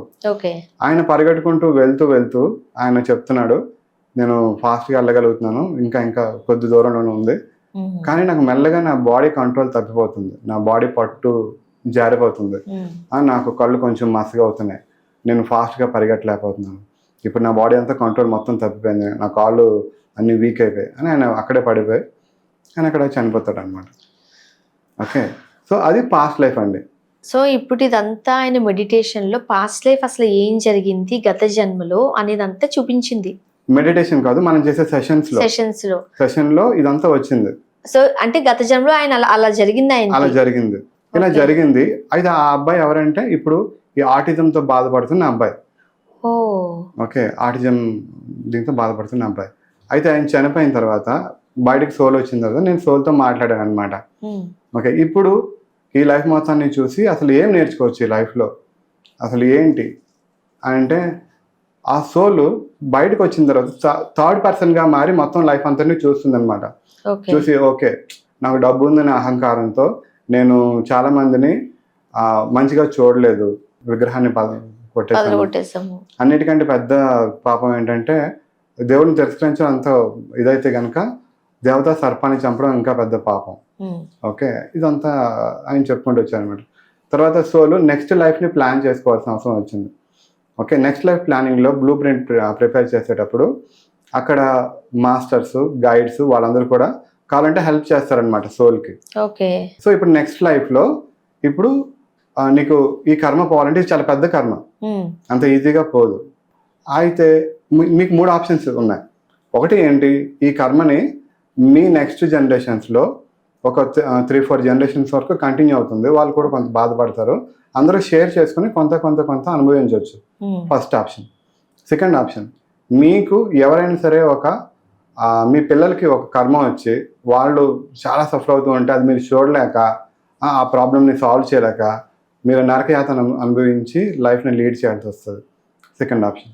థర్డ్ ఆప్షన్ ఏంటి, మీరే ఒక పెద్ద ప్రాబ్లంతో, సొల్యూషన్ లేని ప్రాబ్లంతో భూమి మీదకి వెళ్ళి ఆ కర్మనంతటిని మీరే అనుభవించాలి. 3 ఆప్షన్స్ ఇస్తే అది మన చాయిసేనా? అది సోల్ చాయిస్. అప్పుడు సోల్కి మాస్టర్స్ ఇచ్చిన ఒక గైడెన్స్, అది ఏదైనా చూస్ చేసుకోవచ్చు చాయిస్ ప్రకారం మీరు అన్నట్లుగా. సో ఆ సోల్ ఏం చేసుకుందంటే వేరే వాళ్ళకి తరతరాలకి ఎందుకు ఇవ్వాలి, లేకపోతే నా పిల్లలకి ఎందుకు ఇవ్వాలి, నేనే మొత్తాన్ని తీసుకుంటాను, కర్మని నేనే అనుభవిస్తాను అని చెప్పి తను ఆటిజం అబ్బాయిలా వచ్చింది. సో ఇప్పుడు నెక్స్ట్ ప్రాసెస్లో మేము హైయర్ కాన్షియస్ యాక్టివేట్ చేసాం. ఓకే, హైయర్ కాన్షియస్తో డిస్కషన్ స్టార్ట్ అయిందనమాట. సో మాకు ఆల్రెడీ మా క్లియర్ పిక్చర్ అంతా అర్థమైపోయింది హైయర్ కాన్షియస్ ఏం చెప్పకుండానే. సో ఇప్పుడు ఏంటంటే వచ్చిన ప్రతి ఒక్కరు కూడా మా దగ్గరకు వచ్చిన ఎవరైనా సరే మా ప్రాబ్లం మొత్తం క్లియర్ అయిపోవాలి. ఫైనాన్షియల్ ప్రాబ్లం అయినా, హెల్త్ ఇష్యూ అయినా, రిలేషన్షిప్ ఇష్యూ అయినా, ఏదైనా సరే మళ్ళీ నార్మల్ అయిపోయి హ్యాపీగా లైఫ్ లీడ్ చేయడానికి దీంతో వస్తారు. సో ఎప్పుడైతే ఈ పాస్ట్ లైఫ్ ఇలా జరిగింది అనేది తెలుసుకున్నారో తర్వాత వాళ్ళకి నోటి నుంచి మాటలు రావట్లేదు. నాకు కూడా ఇప్పుడంతా జరిగిపోయింది ఆ, వీళ్ళు ఈయన్ని హీల్ చేసేయండి కంప్లీట్గా అని అడగడానికి నాకు కూడా ధైర్యం సరిపోవట్లేదు. ఎందుకంటే ఇంత క్లియర్గా మనకు చూపించారు పాస్ట్ లైఫ్ అనేది. ఇంకోటి ఏంటంటే నేను హైయర్ కాన్షియస్ డిస్కషన్లో ఇప్పుడు దేవతా సర్పం చనిపోయింది. ఓకే, మనకిలాగా వాళ్ళకి past life, future life, next life అలా ఉంటుందా అంటే వాళ్ళకి అలా ఉండదంట. చాలా రేర్గా దేవతా సర్పం లైఫ్ తీసుకుంటుంది. తీసుకుని వాళ్ళకు ఉన్నది ఒకటే లైఫ్. అవి కొన్ని వందల సంవత్సరాలు కూడా బతుకుతాయండి కొన్ని దేవతా సర్పాలు. ఓకే, ఒకసారి మళ్ళీ లైఫ్ మిస్ అయిందంటే మళ్ళీ ఎన్నో వందల సంవత్సరాల తర్వాత తీసుకోవచ్చు, లేకపోతే లేదు. అదంతా వాళ్ళ సీక్రెట్స్ అవన్నీ. సో దాని గురించి అది అలా ఉంటుంది కాబట్టి అది చాలా పెద్ద పాపం, అన్నింటికంటే అది చాలా పెద్ద పాపం అని చాలా క్లియర్గా చెప్పారనమాట. సో ఇప్పటికి ఆయన 15 సంవత్సరాలు అండి అబ్బాయికి. 15 సంవత్సరాలు అబ్బాయి. అయితే ఇప్పుడు ఏంటండి, వీళ్ళు మన సెషన్ వరకు వచ్చారు, ఏదో ఒకటి సొల్యూషన్ ఉంటుందని ఒక ఎక్స్పెక్టేషన్తో వచ్చారు. వీళ్ళకి మనం ఎలాంటి హెల్ప్ చేయొచ్చు అంటే హైయర్ కాన్షియస్ చెప్పిన విషయం ఏంటంటే, ఈ అబ్బాయి ఎవరైతే ఉన్నారో 15 ఇయర్స్ చాలా ఎక్కువ కష్టాలు పడ్డాడు, సరిపోతుంది అది. ఆయనకి మనం ఇప్పుడు 80% హీల్ చేయొచ్చు అని చెప్పారు. It's a very good news అనమాట. ఓకే, అంటే ఉన్న ప్రాబ్లం నుంచి 80% తీసేస్తున్నారంటే ఆల్మోస్ట్ అంత కర్మకి అవును కదా. సో 80% అవుతారు అని చెప్పారనమాట. అయితే ఏంటంటే దానికి కొన్ని రెమెడీస్ చెప్పారు, కొన్ని సొల్యూషన్స్ చెప్పారు. అవన్నీ చెప్తూ ఇంకోటి ఏం చెప్పారంటే ఇది చాలా ఇంపార్టెంట్ అండి, ఇది మన వ్యూవర్స్ కూడా చాలా ఇంపార్టెంట్. అందరూ కూడా ఏదైనా నాగదోషం ఉంది అంటే మామూలుగా మనకుండే కాలసర్ప దోషాలు ఇవన్నీ మనకి గ్రహాల వల్ల పుట్టడం ద్వారా వస్తాయని ఇందుకు మీరు అడిగారు కదా. అది మనం పుట్టిన టైం బట్టి ఉన్న గ్రహాల బట్టి వచ్చింది. అది చిన్నదే, దానికి ఏమైనా చిన్న చిన్నవి మనం చేసుకుంటే సరిపోతుంది. కానీ స్నేక్స్ని చంపడం, లేకపోతే ఇలాంటి దేవతా సర్పాలని చంపడం, నార్మల్ స్నేక్స్ అంటే దేవతా సర్పాలు ఇంకా పవర్ఫుల్, దాని కర్మ ఇంకా ఎక్కువ ఉంటుంది. అలాంటిది కర్మ పోవాలంటే ఖచ్చితంగా సుబ్రహ్మణ్యేశ్వర స్వామికి సంబంధించింది ఇది. ఆయన డెసిషన్ తీసుకోవాలి. ఆయన ఇవన్నిటికీ కింగ్, ఆయన వాళ్ళ మెయిన్ దేవుడు కదా. సో అందరూ ఏం చేస్తారంటే కుక్కీకి వెళ్ళి దర్శనం చేసుకొని అక్కడ పాపానికి ఏదో ప్రాయశ్చిత్తం చేసుకుని పూజ చేసుకుని వస్తారు. అది కాదు, యాక్చువల్గా మన భూమి మీద సుబ్రహ్మణ్యేశ్వర స్వామి 3 ప్లేసెస్లో ఉన్నారంట. ఒక ప్లేసెస్లో హెడ్ భాగం, ఇంకో ప్లేస్లో మిడిల్ భాగం, ఇంకో ప్లేస్లో తోక భాగం, 3 రకాలుగా ఉన్నారు. ఇది నేను ఫస్ట్ టైం వింటున్నా, నాకు కూడా ఇంతకుముందు తెలీదు. అలాగే సెషన్లో ఉన్న ఎవరికి తెలియదు దాని గురించి, కానీ హైయర్ కాన్షియస్ చెప్తున్నారు ఈ విషయం. 3 ప్లేసెస్లో ఉంటారు. ఆ ప్లేసెస్కి వెళ్ళి 3 ప్లేసెస్లో దర్శనం చేసుకోవాలి. దర్శనం చేసుకొని అక్కడ కొన్ని రిచువల్స్ చెప్పారు, అవి చేసుకోవాలి. చేసుకుంటే చాలా వరకు ఆయన బ్లెస్సింగ్స్ దొరుకుతాయి. తర్వాత నుంచి మన హీలింగ్స్ స్టార్ట్ చేసి వాళ్ళని క్యూర్ చేయొచ్చు అని చెప్పారు. ఆ ప్లేసెస్ ఒకటి కుక్కీ సుబ్రహ్మణ్యేశ్వర స్వామి, అక్కడ హెడ్ భాగం. రెండోది మధ్య భాగం ఘాటి అనుకుంటా. మూడోది నాగులకొండ సంథింగ్ ఏదో వస్తుంది అలాంటి పేరు. ఓకే, అదొకటి, అక్కడ తోక భాగం ఉంది. 3 దర్శనం చేసుకోమని చెప్పారు. ఇది ఒక 2 daysలోని వెళ్ళి మొత్తం కంప్లీట్ చేసుకొని రావచ్చు అనమాట. సో అలా సొల్యూషన్ ఇచ్చి ఆ రెమెడీస్ అవి చేసుకుంటే ఇంకా నెక్స్ట్ ఒక 3-4 సెషన్స్లో హీలింగ్ చేస్తే 80% క్యూర్ అయిపోతుందని చెప్పారనమాట హైయర్ కాన్షియస్. సో ఇలా ఉంటుందండి పాస్ట్ లైఫ్, దానికి సంబంధించి నెక్స్ట్ లైఫ్ ప్లానింగ్, అలాగే దానికి సొల్యూషన్స్ హైయర్ కాన్షియస్ ఎలా ఇస్తారంటే ఇలా ఉంటుంది అనమాట. అప్పుడు మనకి ఈ జన్మలోనే ఆ పాపానికి సంబంధించిన పరిహారం దొరుకుతుంది. అవును. సో నెక్స్ట్ జన్మకు వెళ్ళేటప్పుడు మళ్ళీ మనం కాస్త హ్యాపీగా వెళ్ళొచ్చు, సోల్ కాస్త మంచి డెసిషన్ తీసుకునే అవకాశం ఉంటుంది. ఇప్పుడు అందరికీ నమ్మాలని ఏమి లేదండి, చాలా సమస్యలు ఉంటాయి. బట్ ఏదో చేస్తున్నారు కదా ఒకసారి ట్రై చేద్దామని వస్తారు. బట్ స్పిరిచువల్ గా వాళ్ళంత ఏం నమ్మకం ఉండదు. మరి అలాంటి వాళ్ళకి ఈ సెషన్ పనిచేస్తుందా? ఇప్పుడు జనరల్గా ఏంటంటే spiritual people, non spiritual people అని చూసుకుంటే, ఇప్పుడు స్పిరిచువల్ పీపుల్ కూడా ఒక మెడిటేషన్ చేసి హయ్యర్ కాన్షియస్ స్టేట్కి రీచ్ అవ్వాలంటే, అంత డీప్ లెవెల్ ఆఫ్ కనెక్షన్లోకి వెళ్ళాలంటే వాళ్ళు కొన్ని సంవత్సరాల పాటు మెడిటేషన్లో కూర్చోవాలి. అన్ని సంవత్సరాలు కూర్చోగలిగితే ఆ హయ్యర్ కాన్షియస్ స్టేట్కి రీచ్ అవుతారు. అక్కడ వాళ్ళు రీచ్ అయ్యి వాళ్ళ ప్రాబ్లమ్స్కి సొల్యూషన్స్ అని తెలుసుకోవడం అవుతుంది. అది పాసిబిలిటీ ఉంది, కానీ చాలా లాంగ్ టర్మ్. సెషన్కి వచ్చారనుకోండి, సెషన్లో మనం త్రూ గైడెడ్ హిప్నాటిక్ సజెషన్స్ ద్వారా ఆ డీప్ లెవెల్ ఆఫ్ ట్రాన్స్లోకి తీసుకువెళ్ళి ఆ స్టేట్కి మనం రీచ్ చేయిస్తాం. సో హైయర్ కాన్షియస్ యాక్టివేట్ అవుతారు, మాట్లాడతారు క్రిస్టల్ క్లియర్గా ప్రాబ్లం ఇది, దీనికి రెమెడీస్ ఏంటి, దీనికి సొల్యూషన్స్ ఏంటి అని తెలుసుకోవడం, హైయర్ కాన్షియస్ ఇచ్చే వేరే గైడెన్స్ అందరినీ తీసుకోవడం, సాల్వ్ చేసుకోవడం జరుగుతుంది. నాన్ స్పిరిచువల్ పీపుల్ అనుకోండి, వాళ్ళకి ఇంకా ఈజీగా ఉంటుంది. ఓకే. ఇప్పుడు ఇంతకు ముందు మీరు చెప్పిన ఎగ్జాంపుల్‌లో ఒక పర్సన్ ఆటిజంతో సఫర్ అవుతున్నారు. ఏంటి అనే రీజన్ చూసినప్పుడు అక్కడ ఆయనకి సర్పదోషం వచ్చింది. ఇప్పుడు రిలేషన్‌షిప్‌కి వద్దాం. భార్యాభర్తలు చూడడానికి బానే ఉంటారు. కానీ ఎప్పుడు కీచులాడుకుంటూనే ఉంటారు. మేబీ మీ ఎక్స్‌పీరియన్స్‌లో మీరు చూసిన దాన్ని బట్టి ఈ భార్యాభర్తల గొడవలకి గత జన్మ కర్మలు ఎలా ఉండే అవకాశం ఉందంటారు? జనరల్‌గా మనం చెప్పినట్లుగా ఒక్కొక్క జంటకి ఒక్కొక్క రకమైన రిలేషన్స్ ఉంటాయి. ఒక ఎగ్జాంపుల్ చెప్తాను ఇంట్రెస్టింగ్‌గా ఉండేది. ఒక పర్సన్‌కి సెషన్ చేస్తే ఆయన ల్యాండ్ అవ్వడం వేరే గ్రహం మీద ఏలియన్‌గా లైఫ్ తీసుకొని ఉన్నాడనమాట. ఇప్పుడు ఏలియన్స్ కూడా గత జన్మ నుంచి వచ్చినవే అంటారా? గ్రహాంతర వాసులు అనంటే ఏదో సెపరేట్ జీవులు అనుకుంటున్నాము. ఈ సృష్టిలో ఏ భూమి మీదైనా ఏ గ్రహం మీదైనా మనం లైఫ్ తీసుకోవచ్చు. మనుషుల్లాగానే కాదు, ఏ రూపంలోనైనా మళ్ళీ పుట్టొచ్చు. కుక్కగా, నక్కగా, పిల్లిగా, ఏలియన్ గా. సో తను ఏలియన్ గా ఉన్నాడు. ఏలియన్ గా ఉండి వాళ్ళు మనకంటే చాలా అడ్వాన్స్డ్ అంట. వాళ్ళు తీసుకునే ఫుడ్ కానీ అదంతా చాలా డిఫరెంట్. ఓకే, సో ఆ ఏలియన్ లైఫ్ ని లీడ్ చేస్తూ వాళ్ళు మనకంటే ఎక్కువ చాలా టెక్నాలజీ పరంగా చాలా అడ్వాన్స్డ్గా ఉన్నారు. కాబట్టి ఆయన ఏం చేస్తున్నాడంటే తనంతట తాను ఒక ప్లేస్, ఒక గ్రహం నుంచి వేరే గ్రహానికి ఎలా వెళ్ళాలి అని ఒక సైంటిస్ట్ లాగా తను రీసెర్చ్ చేస్తూ వాళ్ళకి సంబంధించిన టెక్నాలజీతో ఒక ప్లేన్ లాంటిది చేసుకొని ఆయన ఒక గ్రహం నుంచి ఇంకో గ్రహానికి వెళ్తున్నాడు అనమాట. సో అదే ఆయనకి ప్యాషన్. ఆ ప్యాషన్లో వెళ్ళి ఒక వేరే గ్రహానికి వెళ్ళాడు. ఆ గ్రహం నుంచి మళ్ళీ తిరిగి వచ్చాడు అనమాట. తిరిగి వచ్చేటప్పటికి ఏంటి, వాళ్ళ ఫ్యామిలీ, పిల్లలు ఎక్కడున్నారో కనిపించట్లేదు. చాలా టైం పట్టేసింది. ఏమైపోయారో తెలియదు, బ్రతుకున్నారో తెలియదు, చనిపోయారో తెలియదు. సో ఆయనకున్న ఒక ప్యాషన్తో ఆయన ఫ్యామిలీని ఎప్పుడైతే పట్టించుకోకుండా వదిలేసి వెళ్ళిపోయాడో, సో ఈ కర్మ అంతా క్రియేట్ అయింది. వాళ్ళ ఫ్యామిలీ తర్వాత అతను లేకపోవడం వల్ల ఎన్ని ప్రాబ్లమ్స్ ఫేస్ చేసి ఉండొచ్చు కదా. ఆ ఏలియన్ ఇది లేకపోవడం వల్ల తన సంతానం కానీ వాళ్ళందరూ చాలా ప్రాబ్లమ్స్ ఫేస్ చేస్తారు కదా. సో అప్పుడు ఆయన వదిలేసి వెళ్ళిపోయాడు. కాబట్టి ఇప్పుడు ఈ లైఫ్లో మళ్ళీ ఆ భార్య ఆయనకి ఆ కర్మ తీర్చడం కోసం ఆ రకమైన ఇబ్బందులు పడుతుంది అనమాట. ఇదంతా ఈయనే ప్లాన్ చేసుకుని, లాస్ట్ టైం నేను చాలా ఇబ్బంది పెట్టాను, ఆ ఇబ్బంది ఏంటో నేను తెలుసుకోవాలనుకుంటున్నాను. ఓకే, అంటే భర్త దూరం అయితే ఎంత కష్టం ఉంటుంది అనేది నేను ఎక్స్పీరియన్స్ చేయాలని చెప్పి ఈ లైఫ్లో భార్య దూరం అయినప్పుడు తను అంత సఫర్ అవుతున్నాడు, ఆ సఫరింగ్ అంతా ఫేస్ చేస్తున్నాడు అనమాట. ఓకే, బయట కనిపించడానికి ఏంటి, ఈ అమ్మాయి వేరే రీజన్స్ వల్ల భర్తను దూరం పెడుతుంది, లేకపోతే అవన్నీ మనకు బయటకు కనిపిస్తాయి. కానీ ఇదంతా ఈయన కర్మలో ఒక పార్ట్. ఓహో, ఇది చాలా మందికి తెలియదు. అండ్ ఈ మధ్య కాలంలో మిడిల్ క్లాస్ నుంచి లోయర్ మిడిల్ క్లాస్ వరకు అండ్ సెలబ్రిటీస్ నుంచి మనం చూస్తున్నాను, డివోర్స్ కేసులు ఎక్కువైపోతున్నాయండి. అండ్ 26 ఏళ్ళు బంధం ఉంటుంది. ఒక మ్యూజిక్ డైరెక్టర్కి అయితే 40 ఏళ్ళు వైవాహిక జీవితం ఉంది. ఎండ్ ఆఫ్ ది పాయింట్ వాళ్ళు డివోర్స్ తీసుకోవాల్సిన పరిస్థితులు వచ్చేసాయి.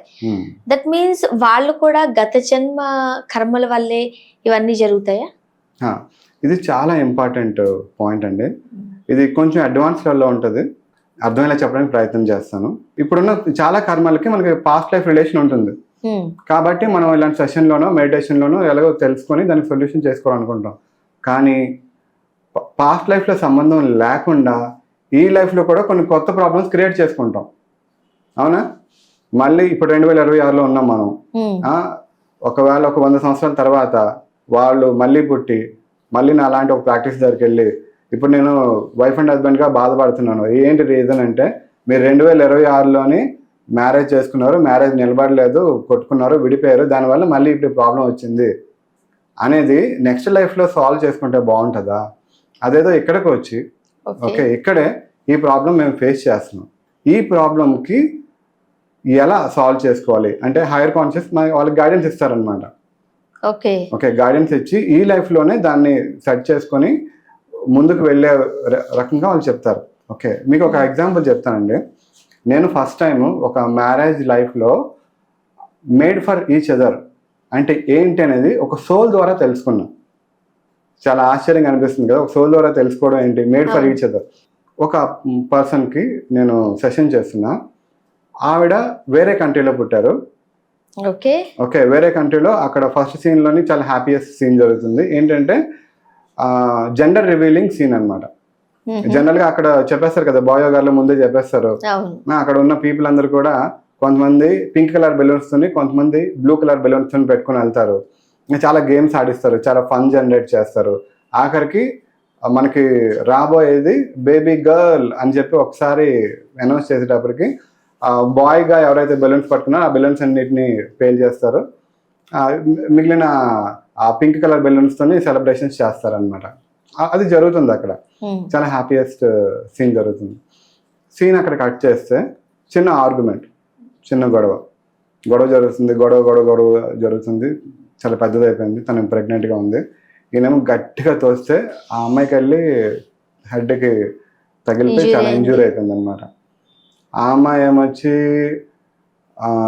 మళ్ళీ కోపంతో నన్ను ఇంత చేస్తావు అని చెప్పి ఆయన వచ్చి గట్టిగా తోస్తే ఆయన మెట్ల మీద దొర్లుకుంటూ కింద పడిపోయాడు పాపం.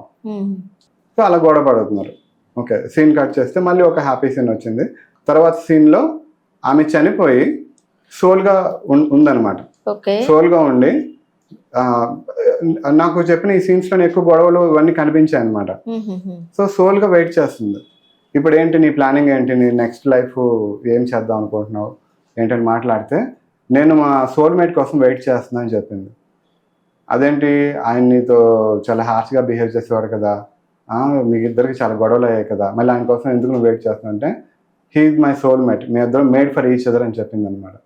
నాకు అర్థం అవ్వలే. అంత కొట్టుకున్న తర్వాత మేడ్ ఫర్ ఈచ్ అదర్ అని చెప్తుంది ఏంటి, నాకు అర్థం అవ్వలేదు అనమాట. అసలు మీరు ఎందుకు మేడ్ ఫర్ ఈచ్ అదర్ ఏంటి అని నేను అడిగాను. తను ఏం చెప్పిందంటే, ఆ సోలు నాకు ఆయన గట్టిగా తోస్తే నా తలకి ఇంజూరీ అయింది. ఓకే, ఆయన తోస్తే ఆయన పడిపోయాడు, ఆయనకి దెబ్బలు తెలియదు, అలాగే చాలా జరిగాయి గొడవలు. కానీ అది అయిపోయిన తర్వాత రోజు నుంచి నాకు నువ్వు ఎందుకు అలా తోసావు అని నేను ఎప్పుడు మళ్ళీ ప్రశ్నించలేదు. ఆయన కూడా నాకెందుకు నువ్వు కిందన పడేసావు మళ్ళీ అని ఆయన కూడా నాకు ప్రశ్నించలేదు. అది అక్కడితో మేము వదిలేసాం. మళ్ళీ లైఫ్ని ముందుకు వెళ్ళాం ఒక అండర్స్టాండింగ్లో. ఓకే, కోపం వచ్చింది, కోపంలో ఆయన చేశాడు, నాకు కూడా కోపం వచ్చింది, అలా జరిగిపోయింది అని అక్కడికి వదిలేసి, పాస్ట్ని వదిలేసి మళ్ళీ ఫ్యూచర్లో మళ్ళీ మంచి హ్యాపీ సీన్స్ వచ్చాయి. మళ్ళీ చాలా లైఫ్ని బాగా ఎంజాయ్ చేసాం. మళ్ళీ గొడవలు వచ్చినప్పుడు గొడవలు వచ్చాయి, మళ్ళీ కొట్టుకున్నాం, మళ్ళీ వెంటనే దాన్ని మర్చిపోయి మళ్ళీ ముందుకు వెళ్ళిపోయాం. ఇలా లైఫ్కి ఒకరికొకరు ఎంత పెద్ద గొడవ జరిగినా సరే ఒకరినొకరు సపోర్ట్ చేసుకుంటూ అర్థం చేసుకుంటూ మేము విడిపోకుండా ఈ లైఫ్ మొత్తాన్ని కంటిన్యూ చేసాం. కాబట్టి మేము మేడ్ ఫర్ ఈచ్ అదర్ అని చెప్పింది అనమాట. నిజంగానే హ్యాపీ సోల్ ఇది. సో నాకు చాలా బాగా నచ్చిందండి. నేను తర్వాత నాకంటే చిన్నవాళ్ళు ఎవరైనా మ్యారేజెస్ చేసుకునేటప్పుడు నేను కొంతమందికి చెప్తా ఉంటాను, మేడ్ ఫర్ ఈచ్ అదర్ అంటే ఏంటంటే ఇది నేను ఒక సోల్ ద్వారా నేర్చుకున్నాను. మీరు ఫ్యూచర్లో మీకు కూడా గొడవలు వస్తూ ఉంటాయి, కానీ గుర్తుపెట్టుకోండి, మీరు మేడ్ ఫర్ ఈచ్ అదర్ అవ్వాలంటే ఎక్కడిదక్కడ వదిలేసి మీరు మీ ఒకరిని అర్థం చేసుకుని లైఫ్ని పాజిటివ్గా ముందుకు తీసుకువెళ్ళాలి. ఓకే, ఫర్ ఎగ్జాంపుల్ టీనేజర్స్ ఉంటారు, ఖచ్చితంగా ఎక్కడో చోట ప్రేమలో పడతారు, కొంతమంది దెబ్బలు తగిలించుకుంటారు, మీరు అన్నట్టుగా కొంతమంది లేచి హ్యాపీగా సోల్మేట్ అనుకుని వెళ్ళిపోతూ ఉంటారు. ఈ అబ్బాయిని పెళ్లి చేసుకుంటే నా లైఫ్ మంచిగా ఉంటుందా, ఆర్ ఎల్స్ ఆ అబ్బాయి అయితే అమ్మాయి తిను నా లైఫ్ పార్ట్నర్ అయ్యే అవకాశాలు ఉన్నాయా లేదా, లేదు అరేంజ్డ్ మ్యారేజ్ అనుకుందాం, ఒకేసారి 2 సంబంధాలు వస్తాయి, పేరెంట్స్ కి అర్థం కాదు ఈ సంబంధం చేయాలా ఆ సంబంధం చేయాలా, ఇవన్నీ కూడా మన గత జన్మల నుంచి వచ్చేవినా, అప్పుడు మనం ఎట్లా ఒక డెసిషన్ తీసుకోవాలి? జనరల్ గా మా దగ్గరకు వస్తుంటారండి. ఓకే, ఒక అమ్మాయిని ఈ అమ్మాయిని సెలెక్ట్ చేసుకుంటే నా లైఫ్ బాగుంటుందా లేకపోతే ఈ అబ్బాయిని సెలెక్ట్ చేసుకుంటే బాగుంటుందా అనేది తెలుసుకోవడం కోసం. ఎందుకంటే ఇప్పుడు మనం ముందు మాట్లాడుకున్నట్లుగా మ్యారేజెస్ రిలేషన్స్ అనేది ఇప్పుడు డైవర్సల్ చాలా ఎక్కువ అయిపోవడం చాలా పెద్ద ప్రాబ్లమ్ గా క్రియేట్ అయిపోతుంది. ఇది ఒక పెద్ద లైఫ్ లో చాలా మేజర్ డెసిషన్ మ్యారేజ్ అనేది. సోల్మేట్ ని సెలెక్ట్ చేసుకోవడం అనేది చాలా మంది వస్తుంటారు అనమాట నా దగ్గరికి. వాళ్ళు పాస్ట్ లైఫ్ ని చూసుకొని ఓకే ఈ అమ్మాయి నాకు ఖచ్చితంగా సోల్మేట్, అందుకోసం మేము కలిసాము, అందుకే లవ్ చేసుకున్నాం, సో నేను మ్యారేజ్ చేసుకోవచ్చు అని, లేకపోతే మా పెద్దవాళ్ళు ఒప్పుకుంటారా మా మ్యారేజ్కి అంటే ఖచ్చితంగా ఒప్పుకుంటారు అని, అలా హైయర్ కాన్షియస్తో డిస్కస్ చేసి, లేకపోతే నేను ఎలా చెప్పాలి మా పేరెంట్కి అని చెప్తే హైయర్ కాన్షియస్ కొన్ని సజెషన్స్ ఇవ్వడం.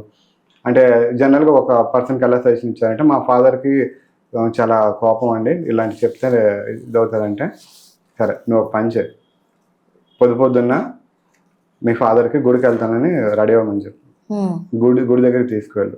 ఓకే, దర్శనం చేసుకో, కొబ్బరికాయ తీసుకో, ప్రసాదం షేర్ చేసుకుంటూ డాడీ నేను మీకు ఒక విషయం చెప్పాలి అని స్టార్ట్ చేసి చెప్పు. ఎందుకు గుడి దగ్గర చెప్పమన్నారు తెలుసా? గుడిలో చాలా పాజిటివ్ వైబ్రేషన్ ఉంటుంది. భూమి మీద అంటే మామూలుగా ఇంట్లోని లేకపోతే పార్కుల్లోని లేకపోతే రెస్టారెంట్స్లోని కూర్చొని మాట్లాడేదానికంటే గుడిలో మాట్లాడితే తొందరగా కోపం తెచ్చుకోవాలన్నా రాదు. ఓకే, మనసు ప్రశాంతంగా ఉంటుంది. ఒకసారి దేవుడిని దర్శనం చేసుకుని బ్లెస్సింగ్ తీసుకున్న తర్వాత అంత పాజిటివ్గా ఆలోచిస్తారు. నువ్వు ఇలా చేయి, నీకు వర్కౌట్ అవుతుందని చెప్పారు, ఆయన అలా చేస్తారు, బాగా వర్కౌట్ అయింది. మంచి మంచి సలహాలు కూడా ఇస్తున్నారు. హైయర్ కాన్షియస్ చాలా అడ్వాన్స్డ్ సలహాలు ఇస్తూ ఉంటారండి. అవునా? ఓకే, మీకు ఈ హైయర్ కాన్షియస్ తో కాస్త రిలేషన్ మంచిగా ఉంది. సో హైయర్ కాన్షియస్ మీకు చెప్తా ఉంటే మీరు మీ పేషెంట్లకి చెప్తా ఉంటారు. జనరల్ గా హైయర్ కాన్షియస్ మీకు సెషన్ లో ఎవరైతే పర్సన్ వస్తారో ఆ పర్సన్ ని త్రూ హిప్నోటిక్ సజెషన్ ద్వారా చాలా డీప్ లెవెల్ ఆఫ్ ట్రాన్స్ లోకి తీసుకువెళ్తాం. ఓకే, తీసుకువెళ్ళిన తర్వాత వాళ్ళు పడుకొని వాళ్ళంతటి వాళ్ళకి కనిపించేవన్నీ చెప్తూ ఉంటారు. అది వాళ్ళ పాస్ట్ లైఫ్స్ అన్నమాట. ఇది ఫస్ట్ స్టెప్. ఓకే, అదంతా చెప్పిన తర్వాత ఒక్కొక్కసారి ఒక పాస్ట్ లైఫ్ తీసుకెళ్తాం, లేకపోతే 2-3 తీసుకెళ్తాం, depending on the time. Okay, తీసుకువెళ్ళి అక్కడ ఇన్ఫర్మేషన్ తెలుసుకుంటాం. కానీ ఆ పాస్ట్ లైఫ్లో వచ్చిన దానికి ఇప్పుడు ఫ్యూచర్ జరుగుతున్న దానికి ప్రజెంట్లో జరిగిన దానికి మనకి రిలేషన్ అనేది కరెక్ట్గా తెలియదు. కొన్నిసార్లు కొంత గెస్ట్ చేయొచ్చు, కొన్నిసార్లు మనకు తెలియదు. తెలిసిన నెక్స్ట్ చేయాల్సిన రెమెడీస్ మనకు తెలియదు. సో దాని తర్వాత హైయర్ కాన్షియస్ యాక్టివేషన్ అనే ప్రాసెస్ ద్వారా ఆ పర్సన్కే హైయర్ కాన్షియస్ వస్తారు. ఆ పర్సనే ట్రాన్స్ లోకి వెళ్ళి హైయర్ కాన్షియస్ ని యాక్టివేట్ చేసుకుని ఆ పర్సనే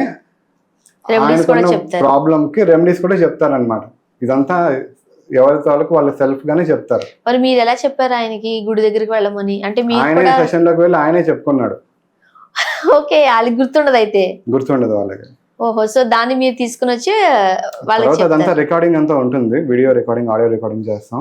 మళ్ళీ వాళ్ళ సెషన్ అంతా చూసి నేనే చెప్పానా ఇది, నేను పాస్ట్ లైఫ్ నేను పిల్లినా, ఓకే పిల్లిలా నేను ఇదంతా చెప్పానా అని అనుకోవడం. అంటే మనకి గత జన్మలో పిల్లులు మాట్లాడతాయా అంటే మనకు అర్థం కాదు కదా. ఇప్పుడు పిల్లిలాగా వాళ్ళు మీ మామూలుగానే మాట్లాడతారు. పాస్ట్ లైఫ్ లోకి వెళ్తే ఫర్ ఎగ్జాంపుల్ అక్కడ జరిగే సీను, నేను పలానా పులిలో ఉన్నాను, ఓకే పులిలో ఉన్నాను, అడవిలో తిరుగుతున్నాను, నాకు పలానా ఇది జరిగింది, ఇది కనిపించింది, నేను ఇంకో జంతువు ఫైట్ చేస్తాను, అలా మనకు చెప్తూ ఉంటారు, మనకు అర్థమైపోతుంటుంది. అలా నెక్స్ట్ ఒక కేసులో ఏమైందంటే ఆయన మా సెషన్స్ అన్నింటిని బాగా బిలీవ్ చేస్తూ ఉంటారు.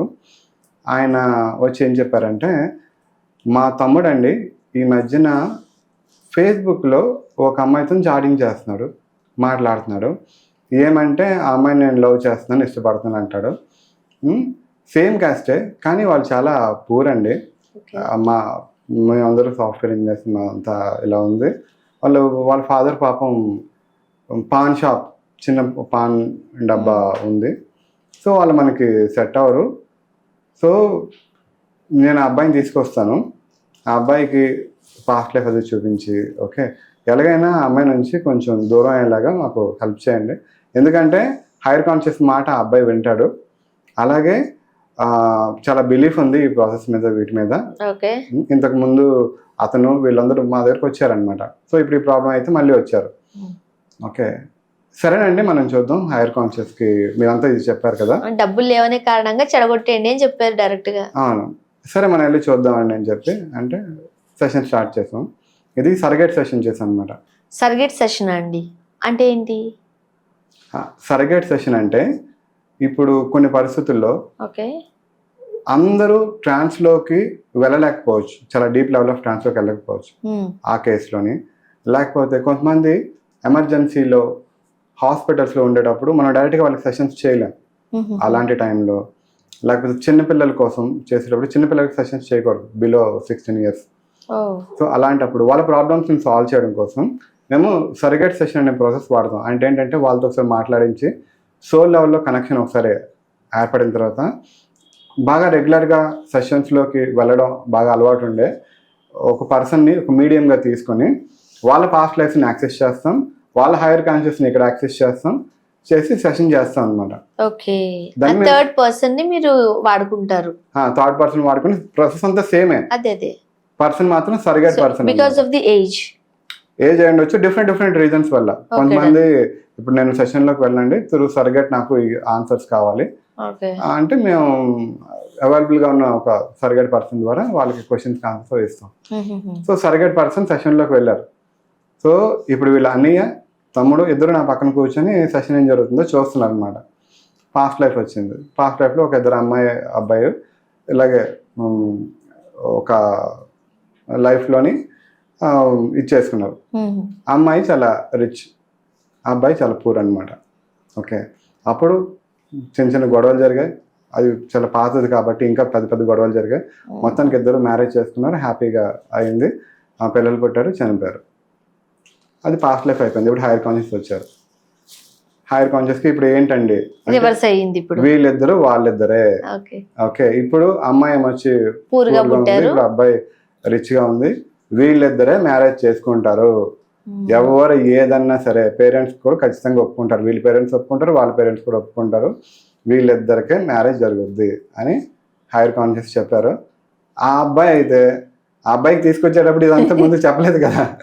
హైయర్ కాన్షియస్ చెప్పినప్పుడు చాలా హ్యాపీగా, చాలా థ్యాంక్స్ అండి, చాలా మంచి చెప్పారంటే, పక్కన వీళ్ళన్నీ మాత్రం హైయర్ కాన్షియస్ చెప్పారు కాబట్టి ఇంకా ఆయన కూడా చేసేదేం లేదు. ఓకేనండి, వీళ్ళిద్దరికి జన్మలుగా ఉంటే మనం అలాగే చేద్దాం అని ఆయన కూడా హైయర్ కాన్షియస్కి ఒబే చేశారు. తర్వాత ఇప్పుడు వాళ్ళు పెళ్లి చేసుకున్నారు. ఇప్పుడు బాబు పుట్టాడు, బాబుకి 5 సంవత్సరాలు, సూపర్ గా హ్యాపీ లైఫ్ లీడ్ చేస్తున్నారు. మళ్ళీ జన్మలో కూడా మళ్ళీ వాళ్ళే భార్య భర్తలు పుట్టొచ్చు, అవకాశాలు కూడా ఉంటాయి. వాళ్ళు తీసుకునే డెసిషన్స్ బట్టి. ఆ జన్మలో మనుషుల్లో పుట్టారు, ఈ జన్మలో కూడా మనుషుల్లోనే పుట్టారు. మరి మారిపోవాలి కదా ఈసారి, 2 అది సోల్ పిల్లుల్లానో 2 కుక్కల్లానో అలా పుట్టొచ్చు. అయినా సరే అక్కడ కూడా వైఫ్ అండ్ హస్బెండ్ అది వాళ్ళు తీసుకునే, అంటే ఇప్పుడు సోల్ కి లెర్నింగ్ చేసుకుంటూ వెళ్ళాలండి.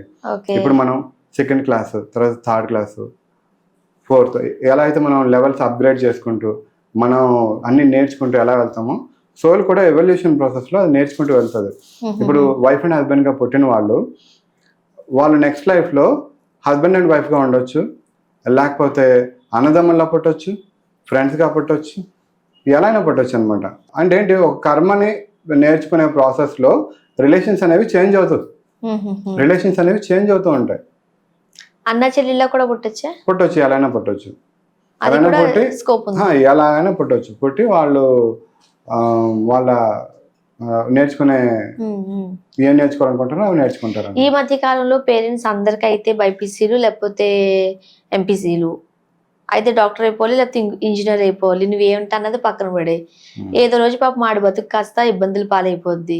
మళ్ళీ పేరెంట్సే బాధ, అరే నా కొడుకు ఎందుకు వెళ్ళిపోయాడు, నా కూతురు ఎందుకు ఎట్లా అయిపోయిందని జాతకాలు చూపిస్తారు. అరే మీరు ఇట్లా డాక్టర్ ఇంజనీర్ అన్నారు, కానీ ఇంకొక ఫర్ ఎగ్జాంపుల్ ఒక బిజినెస్ మేనేజ్మెంట్ చేసి ఉండుంటే మంచి ఫ్యూచర్ అయి ఉండేది, లేదు ఒక చెఫ్ అయి ఉండుంటే ఇంటర్నేషనల్ చెఫ్ అయి ఉండేవాడు, చాలా పేరు ప్రఖ్యాతులు ఇచ్చి ఉండేవి, మీరు అక్కడ తప్పుడు డెసిషన్ తీసుకున్నారు అని అంటారు. చేతులు కాలేక మనం అప్పుడు ఆకులు పట్టుకున్న పరిస్థితి వస్తుంది. ఇప్పుడు అలా కాకుండా స్టూడెంట్స్ కి కూడా మీరు ఏ కెరీర్ లో వీళ్ళు ముందుకు వెళ్ళగలుగుతారు, ఏ సబ్జెక్ట్ చూస్ చేసుకోవాలి, ఇటువైపు వెళ్ళాలి అనేది ముందే తెలిసింది అనుకోండి, ఈ తిప్పలు ఉండవు కదా. సో అవి కూడా మీరు చేస్తారా? జనరల్ గా మా దగ్గరికి వస్తూ ఉంటారు కెరీర్ గైడెన్స్ కోసం. నేను ఇది చేద్దాం అనుకుంటున్నాను, ఇది చేసుకుంటే బాగుంటుందా, ఇది చేసుకుంటే బాగుంటుంది అంటే చూస్తారనమాట. దేంట్లో కెరీర్ వీళ్ళకి బాగుంటుంది, దేంట్లో వెళ్తే వీళ్ళు రాణించగలరు అనేది సజెస్ట్ చేస్తారు. కొంతమందికి వాళ్ళకున్న తెలివితేటల ప్రకారం 2 బాగుంటాయండి, మీరు ఏదైనా దాన్ని మీరు చూస్ చేసుకోవచ్చు అని చెప్తారన్నమాట. మీకు ఒక ఇంట్రెస్టింగ్ విషయం చెప్తాను. ఇక్కడ ఒక ఆవిడ ఇలాగే వచ్చిందనమాట. ఇలాగే వచ్చి ఈ క్వశ్చన్ అడిగింది. ఆన్సర్ అయితే అసలు మనకి మామూలు భాషలో చెప్పాలంటే మైండ్ బ్లాక్ లాగా అనిపించింది. ఆవిడ అడిగిన క్వశ్చన్ ఏంటంటే, ఆవిడ CA ఫైనల్ ఎగ్జామ్ రాస్తున్నారు, బాగా రాశారు. దానికి పాస్ అవ్వడం కోసం రూట్స్ వేయమంటే హైయర్ కాన్షియస్ రూట్ వేశారు. మీరు పాస్ అయిపోతారండి, మీరు CA అయిపోతారు, ఈ ఇయర్లో కంప్లీట్ అయిపోద్ది అని చెప్పారు. తర్వాత ఆవిడ వచ్చినప్పుడు ఏం అడిగారంటే క్వశ్చన్, నేను CA చేసి ఈ కెరియర్ తీసుకుంటే, లేదంటే నేను ఇప్పుడు వేరే కంట్రీకి వెళ్ళి అక్కడ MS చేసి, MS MBA something higher studies చేసి అలా చేస్తే, ఈ రెండిట్లో ఏది చేస్తే నాకు మంచి హస్బెండ్ దొరికే ఛాన్స్ ఉంటుంది అని క్వశ్చన్ అడిగారు అనమాట. కొంచెం డిఫరెంట్గా ఉంది కదా. నేను కూడా చూస్తున్నాను అనమాట, ఏం ఆన్సర్ చెప్తారా ఏంటి అని చెప్పి. అంటే CA చేయడం వల్ల మంచి మ్యాచెస్ వస్తాయా, లేకపోతే ఎంబీఏ చేయడం వల్ల మంచి మ్యాచెస్ వస్తాయని అడిగారు okay question. Okay hire conscious ఆలోచించి ఏంటి ప్రశ్న, ఆల్రెడీ నీ హస్బెండ్ నీ సోల్మేట్ ఆల్రెడీ పుట్టాడు, ఆయన ఆల్రెడీ ఆయన జాబ్ ఆయన చేస్తున్నాడు, నువ్వు ఎంబీఏ చేసినా సిఏ చేసినా ఆయన నిన్ను వచ్చి పెళ్లి చేసుకుంటాడు. ఇంకా ఆ టైంకి మనం అదే చేయాలి ఇదే మీరు ఏది చేయాలి. చేయాలని రూల్ లేదు. ఓకే అంటే కెరియర్ వేరు, సోల్ ప్లానింగ్ లైఫ్ పార్ట్నర్ వేరు. Personal life. మీరు ఎంఏ చేసినా ఆయనే వస్తాడు, సిఏ చేసినా ఆయన వస్తాడు. చూసారా, అంటే మనం అనుకుంటాం కానీ ఇలా చేస్తే మంచి హస్బెండ్ దొరుకుతారు, ఇలా చేస్తే మంచిది కాదండి. మనం పుట్టేటప్పుడే ఎవరితోనూ మనకి లింక్ ఉంటుంది. మీరు సిఏ చేసి ఎక్కడ ఉండిపోయినా సరే ఓకే, లేదు నేను వేరే కంట్రీ వెళ్ళిపోతానైనా సరే మీరైనా ఇక్కడికి అతని కోసం రావాల్సి వస్తుంది, లేకపోతే ఈయనైనా అక్కడికి వస్తాడు, లేకపోతే ఆయన అక్కడ వెయిట్ చేస్తున్నాడేమో, ఏదైనా కానివ్వండి ఇద్దరు కలిసిపోతారు.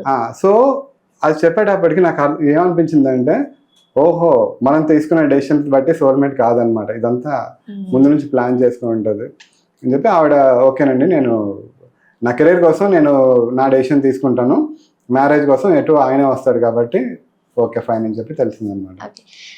గురుగారు మనం పుట్టడం తెలియదు, చచ్చిపోవడమూ తెలియదు, మనం ఎప్పుడు పుట్టుతాం ఎలా పుడతాం అనేది మనం గతానికి వెళ్ళినా తెలుసుకోలేము, అది మనకు లెక్కలేదు.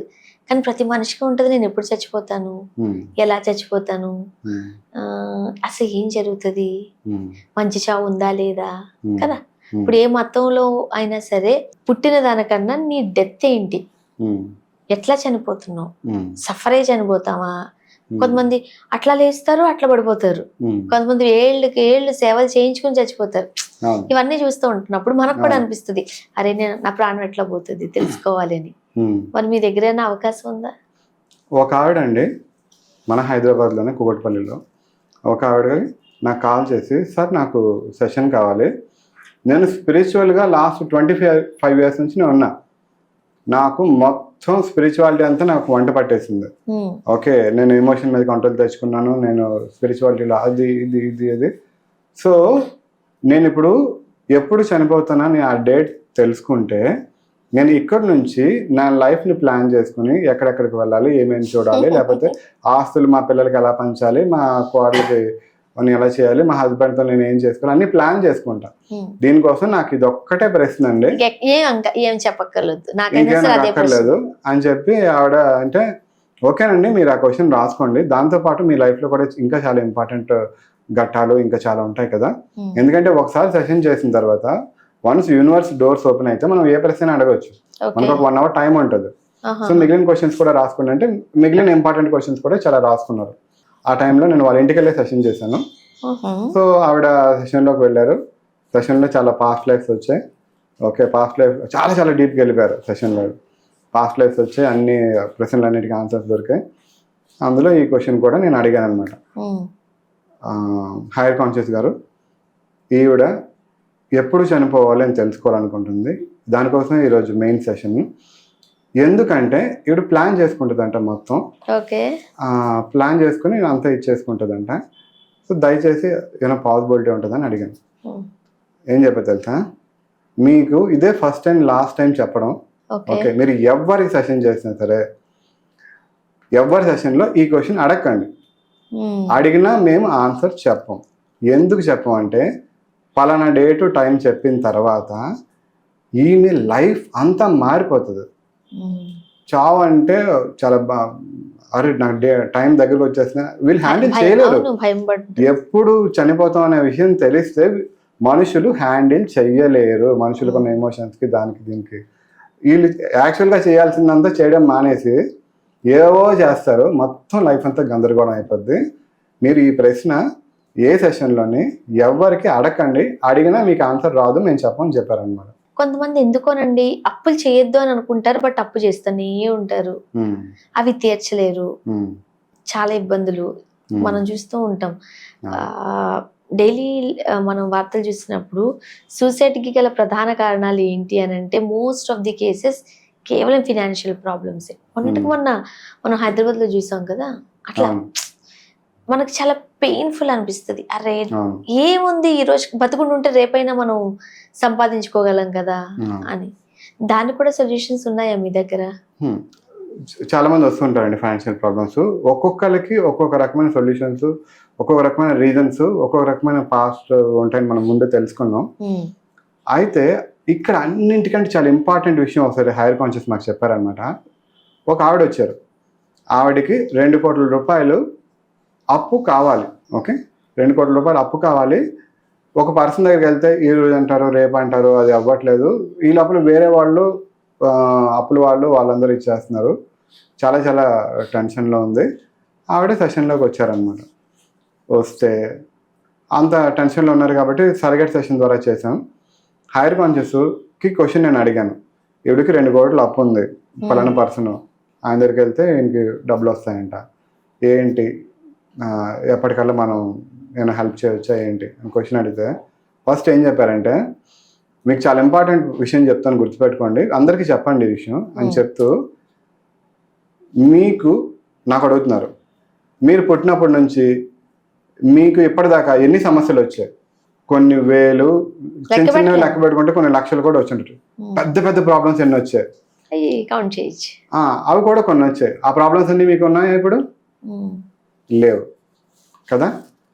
ఎప్పుడు కూడా ఇప్పుడు 2026లో వచ్చే ప్రాబ్లము ఒక 2 నెలలకో 3 నెలలకో తీరిపోతుంది, లేకపోతే నెక్స్ట్ ఇయర్కి తీరిపోతుంది. మళ్ళీ కొత్త ప్రాబ్లం రావచ్చు, అది 1-2 ఇయర్స్లో తీరిపోతుంది. కానీ ఆ ప్రాబ్లం వచ్చినప్పుడు దానికోసం మీరు సఫర్ అయ్యే సఫరింగ్, తీసుకునే బాధ, ఎమోషను, దానివల్ల ఆమెకి హార్ట్ వీక్ అయిపోతుంది, హార్ట్ ప్రాబ్లం రాబోతుంది. అంటే అదే ఇప్పుడు మనం ఎమోషనల్ గా ఇబ్బంది పడిపోవడం వల్ల మన హెల్త్ మీద కూడా ఎఫెక్ట్ చూపిస్తుంది.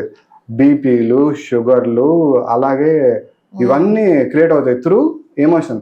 తీరా చూస్తే ఏముంది, వారం రోజుల్లో ఈ అమ్మాయి ప్రాబ్లం సాల్వ్ అయిపోద్దండి. వారం రోజుల్లో సాల్వ్ అయిపోయే ప్రాబ్లంకి అంత కష్టపడి బాధపడి హార్ట్ అటాక్ ఎందుకు తెచ్చుకోవాలి? అర్థమవుతుందా? సో నేను చెప్పే విషయం ఏంటంటే, ఏ ప్రాబ్లం వచ్చినా అన్ని ప్రాబ్లమ్స్ సాల్వ్ అయిపోతాయి అని బుర్రలో పెట్టుకోండి. వాడికి ఎలాంటి సొల్యూషన్ ఇచ్చారంటే, ఫస్ట్ చెప్పారు, అమ్మ నువ్వు చాలా ఎక్కువ టెన్షన్ తీసుకుంటున్నావు, దానివల్ల నీకు హెల్త్ ఖరాబ్, మొత్తం అంతా ప్రాబ్లం అయిపోయే సిచ్యువేషన్స్ వస్తున్నాయి. సో అంత ఎమోషన్ తీసుకోకండి, మీకు వారం రోజుల్లో ఈ ప్రాబ్లం సాల్వ్ అయిపోతుంది అని చెప్పి, దానికి పాస్ట్ లైఫ్లో చూస్తే ఈయన ఎవరైతే పర్సన్ 2 crores అప్పిస్తానని అన్నారో ఆ పర్సన్కి పాస్ట్ లైఫ్లో ఉన్న ఒక గొడవ వల్ల ఆయన వాళ్ళ అల్లుడితోని ఇప్పుడు మాటలు కట్ అయిపోయే టైం వచ్చింది, మాట్లాడుకోవట్లేదు. ఈయనకి ఆ 2 కోట్లు వాళ్ళ అల్లుడు ఇవ్వాలన్నమాట. సో ఆ కర్మ స్టార్ట్ అయింది, అందుకని మాట్లాడుకోవట్లేదు. ఈయన అల్లుడిని అడగలేడు, ఆయన కావాలని ఇవ్వట్లేదు, దానివల్ల ఇక్కడ డబ్బులు స్టక్ అయిపోయాయి. అంటే ఏంటి, మనం చూస్తాం ఏంటి, మన వైపు నుంచే మొత్తం చూస్తూ ఉండదు. సో హైయర్ కాన్షియస్ మొత్తం ఈగల్ వ్యూ లాగా మొత్తం అందరినీ చూసి, ఓకే ప్రాబ్లం ఇక్కడ ఉంది, సో ఈ ప్రాబ్లం సాల్వ్ అవ్వాలంటే ఏం చేయాలి, వాళ్ళ అమ్మాయికి ద్వారా చేయొచ్చు అని ఆ రకంగా రూట్లు క్రియేట్ చేసి, సో వాళ్ళ అమ్మాయి ద్వారా మాట్లాడించి అక్కడ నుంచి మనీ వచ్చేటట్లు ఇచ్చేసి వీళ్ళకి ఇచ్చారు. వారం రోజుల్లో సెట్ అయింది. కానీ ఒకవేళ అదంతా చేయకుండా దాని గురించి బాధపడుతూ హార్ట్ అటాక్ తెచ్చుకొని చనిపోతే పరిస్థితి ఏంటి కదా. సో అందుకని ఎవరికైనా సరే ఎంత పెద్ద ప్రాబ్లం రానివ్వండి, గుర్తుపెట్టుకోండి ఈ పాయింట్. ఇప్పుడున్న ప్రాబ్లము ఏదో ఒక రకంగా కొద్ది కాలంలోనే ప్రాబ్లం సాల్వ్ అయిపోతుంది. ఏ ప్రాబ్లం పర్మనెంట్గా ఉండదు. కొత్త ప్రాబ్లం వస్తే వచ్చింది కనుక. సో దానికోసం అంత టెన్షన్ తీసుకోకండి. హార్ట్కి ఆరోగ్యం పాడైపోయే అంత తీసుకోవద్దు అని ఒక మంచి మెసేజ్ అయితే ఇచ్చారు ఆ రోజు. అయితే ఇక్కడ ఎమోషన్స్ ఉన్నాయి కదా, ఎమోషన్స్ అనేవి మేజర్ రోల్ ప్లే చేస్తాయండి. ఇప్పుడు మనకి ఎలా అయితే కర్మలు అనేవి ఒక మేజర్ రోల్ ప్లే చేస్తాయో, అలాగే ఈ లైఫ్లో మనం క్రియేట్ చేసుకునే నెగిటివ్ ఎమోషన్స్ అన్నీ కూడా హెల్త్ మీద ఎఫెక్ట్ చూపిస్తాయి. ఓకే, ఒక్కొక్క రీసెర్చ్లో తెలిసింది, అలాగే మేము చేసే సెషన్స్ ద్వారా కూడా మాకు తెలిసింది, ఒక్కొక్క రకమైన ఎమోషన్ మనం క్యారీ చేయడం వల్ల ఒక్కొక్క రకమైన హెల్త్ ప్రాబ్లం క్రియేట్ అయ్యే ఛాన్సెస్ ఉన్నాయి. ఫర్ ఎగ్జాంపుల్, సప్రెస్డ్ యాంగర్ ఎవరికైతే ఉంటుందో వాళ్ళకి క్యాన్సర్స్ వస్తాయండి. అంటే మనం చాలా మంది చూస్తాం, వాళ్ళకి డ్రింకింగ్ హ్యాబిట్ ఉండదు, వాళ్ళకి స్మోకింగ్ హ్యాబిట్ ఉండదు, ఏముండదు, కానీ వచ్చి ఉండొచ్చు. ఎందుకు అంటే దానికి కారణం సప్రెస్డ్ యాంగర్. సప్రెస్డ్ యాంగర్ అంటే ఏంటంటే, ఇప్పుడు ఎవరి మీద కోపం ఉంటుంది, ఆ కోపాన్ని వాళ్ళ మీద మనం తీర్చుకోలేం. అంటే కోడలికి అత్త మీద కానీ లేకపోతే పనిచేసే ఎంప్లాయీకి వాళ్ళ బాస్ మీద కానీ కోపం ఉండి దాన్ని తీర్చుకోలేక కొన్ని సంవత్సరాల పాటు దాన్ని క్యారీ చేసి చేసి చేసి అది ఒక పెద్ద ప్రాబ్లంగా క్రియేట్ అయ్యి క్యాన్సర్ కింద క్రియేట్ అవుతుంది. అది సప్రెస్డ్ యాంగర్ అనమాట. అలాగే కొంతమందికి థైరాయిడ్స్ వస్తాయి కదా. థైరాయిడ్ రావడానికి చాలా ఎక్కువ రీజన్ ఏంటంటే పాస్ట్ లైఫ్ రీజన్, లేకపోతే ప్రజెంట్ లైఫ్లో వాళ్ళు క్రియేట్ చేసుకున్న ఎమోషన్ అయితే కనుక, కొంతమంది అమ్మాయిలు ఉంటారు కదా, వాళ్ళు చాలా ఎక్కువగా మాట్లాడుతూ ఉండే దీంట్లో ఉంటారు ఎక్కువగా, అంటే మ్యారేజ్ కాకముందు అలా. సో మ్యారేజ్ అయిపోయిన తర్వాత కొంతమంది భర్తలు ఎలా ఉంటారంటే వాళ్ళు అంతగా పట్టించుకోరు, లేకపోతే ఎక్కువగా మాట్లాడినెవరు. సో ఇప్పటిదాకా ఉన్న ఫ్రీడమ్ అంతా పోయి ఒక పంజరంలో ఒక చిలకలాగా వాళ్ళు మాటలు ఎవరికి ఎక్స్ప్రెస్ చేయలేక మాటలని ఇక్కడ దాచుకోవడం వల్ల అదంతా థైరాయిడ్ కింద కన్వర్ట్ అయిపోద్ది అనమాట. అంటే సో మనం ఎక్స్ప్రెషన్ చేయాల్సినవి చేసుకోకుండా అంతా దాచుకోవడం వల్ల థైరాయిడ్స్ క్రియేట్ అవుతాయి. అలాగే కొంతమందికి షోల్డర్ పెయిన్స్ వస్తాయి. షోల్డర్ పెయిన్స్కి రీజన్స్ ఏంటంటే వాళ్ళు వెళ్ళి ఎన్ని ఎక్సర్సైజ్ చేసుకున్నా షోల్డర్లో ఎటువంటి ప్రాబ్లం ఉండదు, కానీ అది షోల్డర్ పెయిన్ ఉంటుంది. షోల్డర్ పెయిన్ ఎందుకు వస్తుంది అంటే దానికి రీజన్ వాళ్ళ ఫ్యామిలీ బరువు బాధ్యతల్ని నేను ఎక్కువ మోస్తున్నాను అని వాళ్ళు ఎక్కువ ఫీల్ అవ్వడం వల్ల షోల్డర్ పెయిన్స్ వస్తాయి అన్నమాట. అంటే ఆ ఫీలింగ్ని ఎక్కువగా క్రియేట్ చేసుకుంటే బాడీ రిఫ్లెక్షన్ ఆఫ్ మైండ్ అంటారు కదా. నెగిటివ్ ఎమోషన్ ఏదైతే మనం ఎక్కువగా క్యారీ చేస్తుంటాం అది బాడీ మీద ఒక డిసీజ్ కింద ఫామ్ అయిపోతుంది కొన్ని సంవత్సరాల పాటు అదే క్యారీ చేస్తే.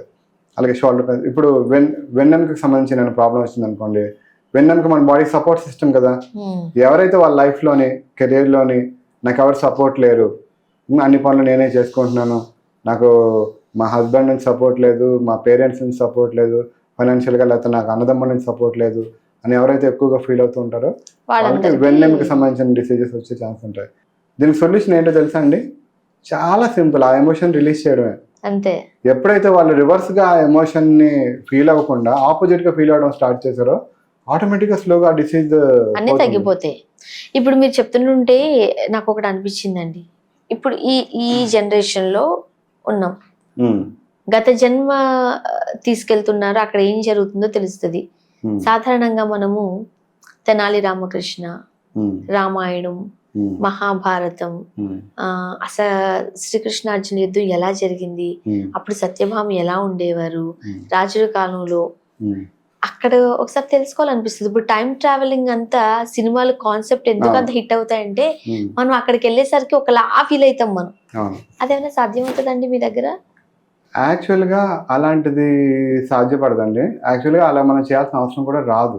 ఓకే, కానీ కొంతమంది ఏమో ఆ జన్మలో నేను ఏ సత్యభామ అయి ఉండొచ్చేమో అలా అనుకుంటారనమాట. అలా అనుకొని నేను రాముడి కాలంలోనే ఉన్నానా, లేకపోతే నేను శ్రీకృష్ణుడి కాలంలోనే ఉన్నానా, నాకెందుకో ఆ దేవుడితో ఎక్కువ కనెక్షన్ ఉన్నట్లుగా నేను ఫీల్ అవుతున్నాను. ఇప్పుడు మనకు చూడండి, ఏదన్నా వచ్చేసాను అదే ఇది ఎప్పుడో జరిగినట్టుందే అనిపిస్తూ ఉంటుంది మనకి. చాలా మంది దగ్గర మనం అది చూస్తూ ఉంటాం, అంటే ఎక్కడో జరిగింది ఇప్పుడు మళ్ళీ జరుగుతుందేమో అనిపిస్తూ ఉంటుంది చాలా మంది దగ్గర ఇది వింటూ ఉంటాం. అవును, అది అలాంటి పాస్ట్ లైఫ్ మెమరీస్ ఎక్కడైనా సరే కనెక్షన్ ఉంటే కనుక అలా అనిపిస్తుంటుంది. అయితే మీరు ఎందుకు అడిగిన క్వశ్చన్కి ఒక ఆవిడ అలాగే ఒక క్వశ్చన్ రాసుకుని వచ్చారు, నేను రామాయణం జరిగే టైంలో ఉన్నానా లేకపోతే శ్రీకృష్ణ టైంలో ఉన్నానా అంటే హైయర్ కాన్షియస్ ఏం చెప్పారంటే ఈ అమ్మాయి నిజంగా ద్వాపర యుగం జరిగే టైంలో ఈ అమ్మాయి ఉంది. ఈ అమ్మాయి ఎవరంటే రాధ ఉంది కదా, రాధ వాళ్ళ అక్కకి ఫ్రెండ్ అన్నమాట. రాధ వాళ్ళ అక్క అంటే అక్క వరుసలో ఉన్న ఒక ఆవిడకి ఫ్రెండ్. ఆ రకంగా ఆ టైంలో ఉంది తను. రాధ నెక్స్ట్ శ్రీకృష్ణుడు వాళ్ళందరినీ చూసింది, రాధతో కొన్నిసార్లు మాట్లాడింది. సో ఆ రకమైన రిలేషన్లో ఉంది. అందుకనే ఎప్పుడు శ్రీకృష్ణుడు అంటే కొంచెం ఎక్కువ భక్తి, ఆ రిలేషన్ అది ఉంటుంది అని చెప్పడం జరిగింది అనమాట. అలాగే ఒక ఆయన రామాయణం టైంలో కూడా వెళ్ళారనమాట. అంటే నాకు వచ్చిన అన్ని ఇప్పటిదాకా జరిగిన సెషన్స్ అన్నిటిలో ఒక పర్సన్ మాత్రం రామాయణంలో ఒక వానరుడు. ఓకే, మళ్ళీ వాళ్ళ స్టోరీ అంతా మనం చూసిన రామాయణ స్టోరీలా ఉండదు, వాళ్ళ స్టోరీనే వాళ్ళు చెప్తారు. నేను ఇక్కడ పుట్టాను, మా అమ్మ నాన్న ఇద్దరు వానరులు, నేను కూడా ఒక వానరును, నా లైఫ్ అంతా జరిగింది, పెద్దోడినయ్యాను, మేమందరం ఒక టీమ్గా ఉన్నాము, మా రాజు సుగ్రీవుడు, సో ఒక డిఫరెంట్ అంటే వాళ్ళ పాయింట్ ఆఫ్ స్టోరీ అంతా చెప్పుకుంటూ వస్తారనమాట.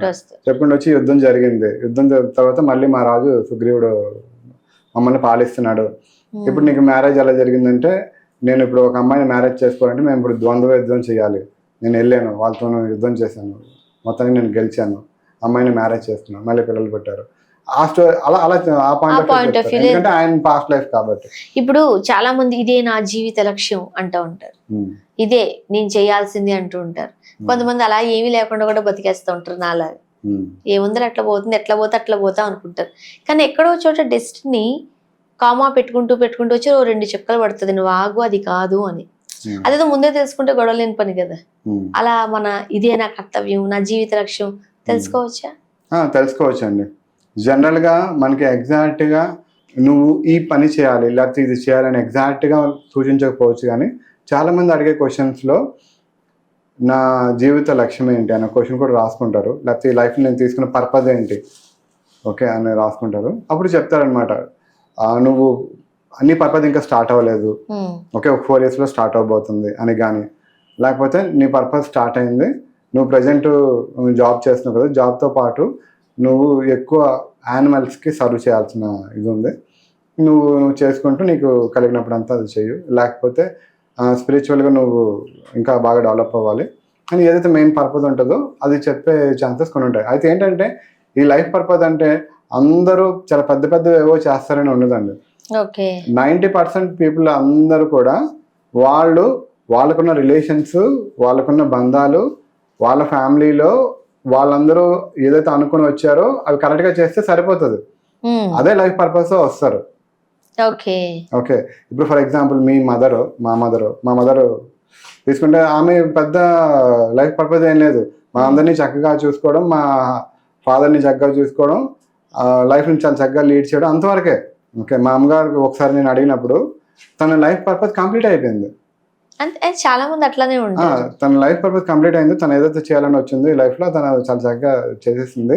ఇప్పుడు తను ఏదైతే లైఫ్ లీడ్ చేస్తుందో అదంతా ఊరికే టైం ఉంది కాబట్టి లీడ్ చేస్తుంది, కానీ దానివల్ల ఉపయోగం ఏం లేదు. కానీ ఆవిడ లైఫ్ పర్పస్ అయితే సక్సెస్ఫుల్ గా కంప్లీట్ చేశారని చెప్పారనమాట.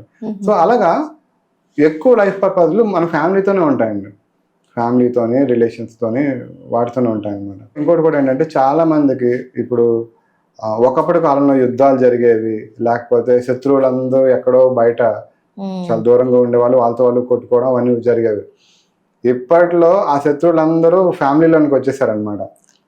ఫ్యామిలీలోకి వచ్చేసి వాళ్ళతో వాళ్ళు ఇంకా కొట్టుకుని వాళ్ళని కరెక్ట్ గా జయించి వాళ్ళు సక్సెస్ఫుల్ గా ఆ రిలేషన్ ని మెయింటైన్ చేసి లైఫ్ ని చక్కగా లీడ్ చేస్తే సరిపోతుంది. అప్పట్లో చేసిన యుద్ధం వేరు, బట్ ఇప్పుడు కూడా యుద్ధమే, బట్ మనం ఉపయోగించే పనిముట్లు వేరు, లైక్ దాన్ని ఏమంటారు ఆయుధాలు వేరు. ఓకే, ఇంత చెప్తున్న తర్వాత చాలా మందికి ఏమనిపిస్తుంది అంటే యుఎస్ కి ఒకసారి ఎస్ఏ సెషన్ కి వెళ్ళాలి, కానీ ఎలా ఏమైపోతుందో. కొంతమందికి ఎంత కదన్నా సీక్రెట్స్ ఉంటాయి, అవి బయట పెట్టడం ఇష్టం ఉండదు. అవి నా సీక్రెట్లు నేనే బయట చెప్పేసుకుంటానా, ఒకవేళ ట్రాన్స్ లోకి నేను వెళ్తే మళ్ళీ బయటకు వస్తానా, అక్కడే ఉండిపోతానా, అప్పుడు ఏ రాజుల కాలంకి వెళ్ళి ఉండిపోయాను అనుకోండి, పరిస్థితి ఏంటి? నేను ఓ టెన్షన్ ఉంటది, భయం ఉంటది, మరి అప్పుడు మీరు ఏం చెప్తారు? రాజులో ఉండిపోతే ప్రాబ్లం లేదు, వెళ్ళి పేదవాడిలా ఉండిపోతే కష్టం కదా, ఇంకేదన్నా అయితే ఇంకా కష్టం. ఇప్పుడు ఆయన మంచిగా ఉన్నారు, అప్పుడు నేను వానరుణ్ణి అని చెప్పారు, మళ్ళీ ఇప్పుడు అక్కడికి వెళ్ళి అక్కడ ఉండిపోయారు అనుకోండి, కాస్త ఇబ్బంది. యాక్చువల్గా ఏంటంటే మనం డైరెక్ట్గా ఫిజికల్గా ఎమోషనల్గా వాళ్ళని అక్కడికి డైరెక్ట్గా పంపించరు. ఓకే, వాళ్ళు ఇక్కడే ఉంటారు, ఇక్కడే ఉండి మనకి కళ అయితే ఎలా వస్తుందో ఆ కళలో వచ్చినట్లుగా వాళ్ళు అక్కడ దాన్ని రియల్గా ఎక్స్పీరియన్స్ చేస్తూ మనకి అంతా చెప్తూ ఉంటారు అనమాట. ఓకే, రెండోది సెషన్స్ చేసే మేము ఆల్రెడీ ఫుల్లీ ఎక్స్పీరియన్స్డ్. ఓకే, కొన్ని 100 మందికి 1000 మందికి ఆల్రెడీ సెషన్స్ చేసాం. ఎలాంటి కాంప్లికేటెడ్ సిచ్యువేషన్లోనే ఎలా హ్యాండిల్ చేయాలి, వాళ్ళని ఎలా బయటికి తీసుకురావాలి, అవన్నీ మాకు తెలుసు. ఇదంతా ఒక సబ్జెక్ట్ అండి, చదువుకుంటారా నేర్చుకుంటారా? వీటికి మేము ట్రైనింగ్స్ కూడా ఇస్తాం. నేను చాలా మందికి ట్రైన్ చేసిన, వాళ్ళు కూడా చాలా సూపర్ గా సెషన్స్. క్వాలిఫికేషన్ ఏంటి అసలు దీనికి? ఏది చదువుకోవాలని ఏమైనా ఉందా? అంటే అలాంటి ఎడ్యుకేషన్ క్వాలిఫికేషన్ ఏమి ఉండదండి. ఓకే, కానీ ఈ సబ్జెక్ట్ ని అర్థం చేసుకునే కెపాసిటీ ఉండాలి ఫస్ట్. రెండోది ఏంటంటే ఇలాంటి వాటిలోకి రావాలంటే వాళ్ళకి ఫస్ట్ వేరే వాళ్ళకి సర్వ్ చేయాలి, వేరే వాళ్ళకి హెల్ప్ చేయాలి, అలాంటి నమ్మకం ఉండాలి. సో అలాంటి వాళ్ళు దీనికి సెట్ అవుతారు. రెండోది నేను ఎవరికైనా ట్రైనింగ్ ఇవ్వాలన్నా సరే, ఏం చేయాలన్నా సరే, ఇంట్రెస్ట్ ఉన్న ప్రతి ఒక్కరికి మేము చెప్పమన్నమాట. ఫస్ట్ ఒకసారి హైయర్ కాన్షియస్తో మాట్లాడి, వీళ్ళు నేర్చుకుందాం అనుకుంటున్నారు, వీళ్ళకి ఇదేమైనా ఉపయోగపడుతుందా, లేకపోతే వీళ్ళ ద్వారా ఇది నేర్చుకుంటే సమాజానికైనా ఉపయోగపడుతుందా, ఉపయోగపడుతుంది అంటేనే నేర్పించండి అంటారు. ఓహో, మీరు కూడా పర్మిషన్ తీసుకోవాలి అయితే. తీసుకుంటా. ఇప్పుడు నేను ఇంత విన్నా తర్వాత నాకు నచ్చింది, ఒక్కసారన్నా అట్లా తెలుసుకోవాలనుకుంటున్నా, నేర్చుకోవాలనుకుంటున్నా, నేర్పిరు మీరు నాకు. మాక్సిమం మీకు అలాంటివేనో ఛాన్సెస్ ఉంటే పర్మిషన్ దొరికే ఛాన్సెస్ ఉంటాయి. అర్హతలు ఏముండాలి నాకు? మీరేంటంటే ఇదేదో చాలా గొప్ప విద్యలా ఉంది, ఓకే దీన్ని కమర్షియల్గా దీన్ని బాగా ముందుకు తీసుకెళ్ళిపోదాం, అది బాగా డబ్బులు సంపాదించేద్దాం అనుకుంటే, ఇక్కడ మనం సెషన్ వరకు మనమే చేస్తాం, కానీ వచ్చి మాట్లాడాల్సింది, పని చేయాల్సింది, గడించవలసింది హైయర్ కాన్షియస్ కదా.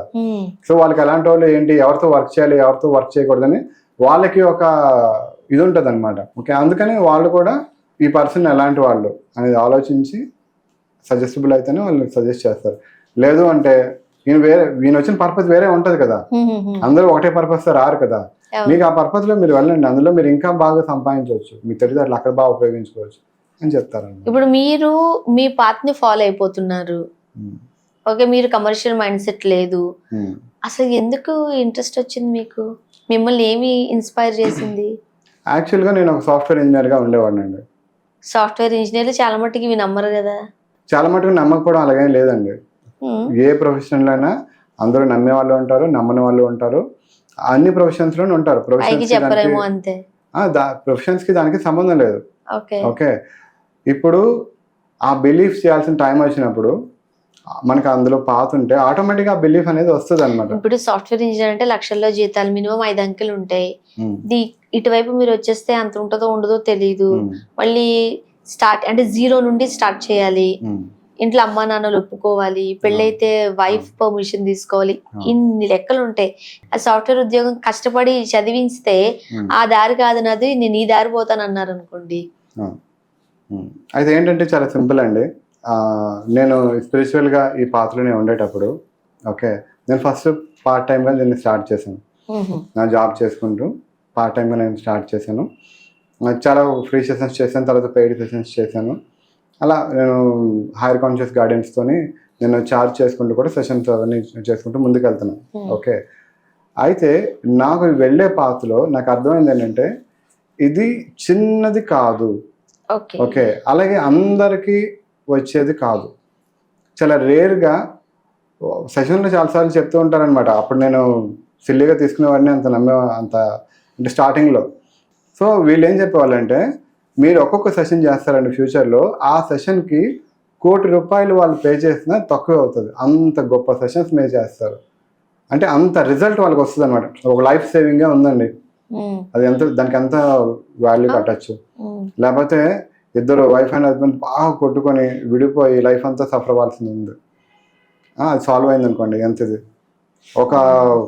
ఒక కేసు చేశాను మేము. ఒక లేడీకి డాక్టర్స్ ఏం చెప్పారంటే, బేబీ గ్రోత్ లేదు, మీరు అబార్ట్ చేయించండి అని చెప్పారు. సెషన్కి వస్తే మనం దాన్ని హీల్ చేయొచ్చు, తనకి బేబీ పుడతారు అని చెప్పారు. సో అబార్షన్తో పాటు గర్భసంచి కూడా తీసేయాలని చెప్పారు, ఎందుకంటే యూట్రస్ కూడా వీక్ అయిపోయిందని.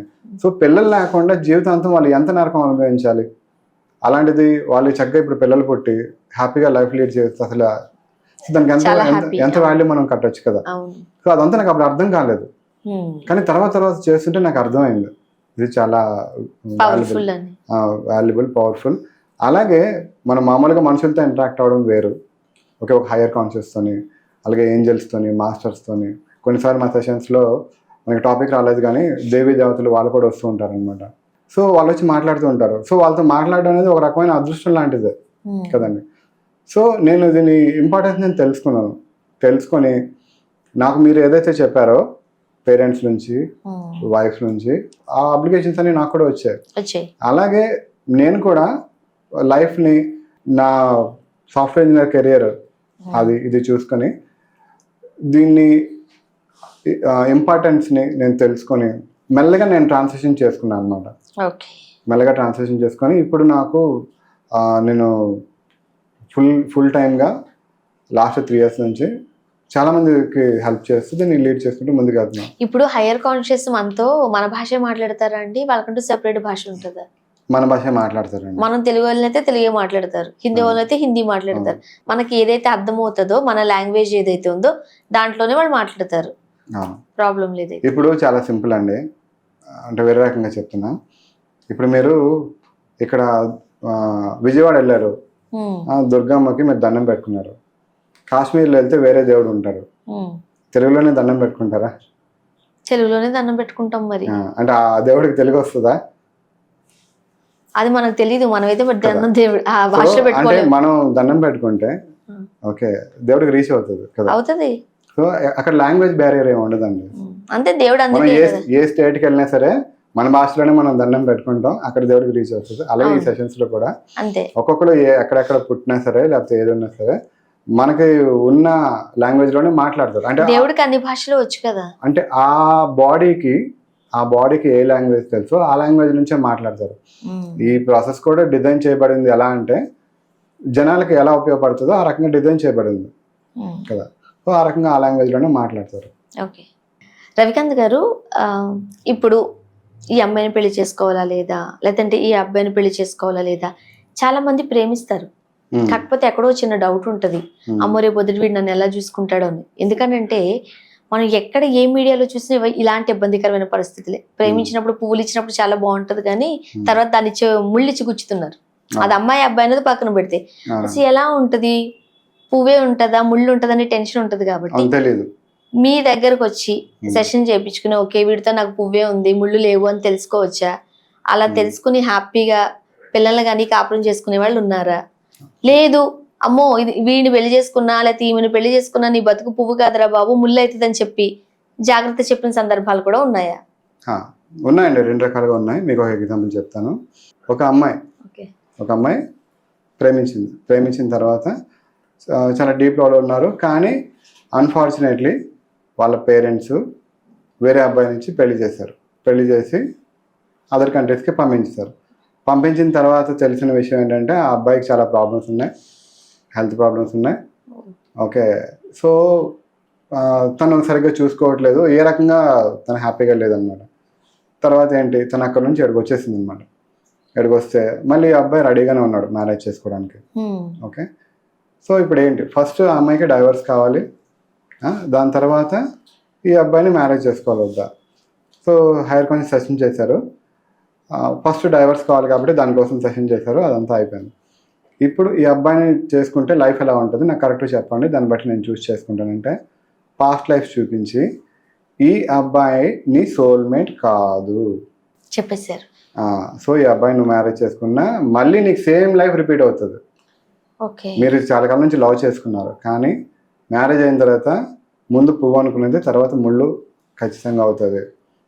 సో మరి ఏంటి అంటే ఇక్కడ నుంచి కరెక్ట్గా 15 daysలో నీకు అబ్బాయి పరిచయం అవుతారు. ఓకే పలానా పోలికలు ఇలా ఉంటాయి, ఇంత హైట్ ఉంటాడు, ఇది ఇలా ఉంటాడు. ఒక 15 days తర్వాత మళ్ళీ ఒకసారి వచ్చి కన్ఫర్మేషన్ తీసుకో.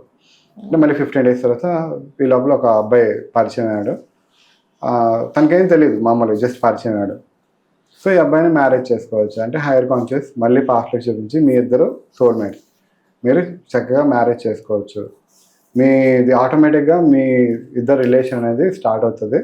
ఆ అబ్బాయి కూడా నీకు ఇష్టపడతాడు, చేసుకోవచ్చు. అంటే తను వెయిట్ చేసింది, మళ్ళీ అలాగే కన్వర్సేషన్ స్టార్ట్ అయింది. మళ్ళీ ఇద్దరు ఒక అండర్స్టాండింగ్కి వచ్చేసి హైయర్ కాన్షియస్ చెప్పిన పర్సన్ని ఫస్ట్ టైం మీట్ అయ్యి తనతో మాట్లాడి చక్కగా ఆ అబ్బాయిని మ్యారేజ్ చేసుకున్నారు.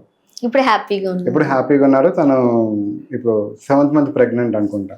లైఫ్ చాలా చక్కగా లీడ్ చేస్తుంది. ఓకే కాదండి, ఇప్పుడు ఇంటర్వ్యూ చూసిన తర్వాత రకరకాల భయాలు టెన్షన్లు, అరే ఇప్పుడు ఏం ఉంటది, మెంటల్గా ఎమోషనల్గా సఫర్ అయ్యే వాళ్ళు మిమ్మల్ని కలవాలనుకున్నారు, మీ దగ్గర సెషన్ తీసుకోవాలనుకున్నారు. అందరిది వైజాగ్, అందరిది హైదరాబాద్ కాదు కదా, ఈ పక్కన విజయవాడ, గుంటూరు, ఇంకో పక్కన ఇట్లా ఉండొచ్చు.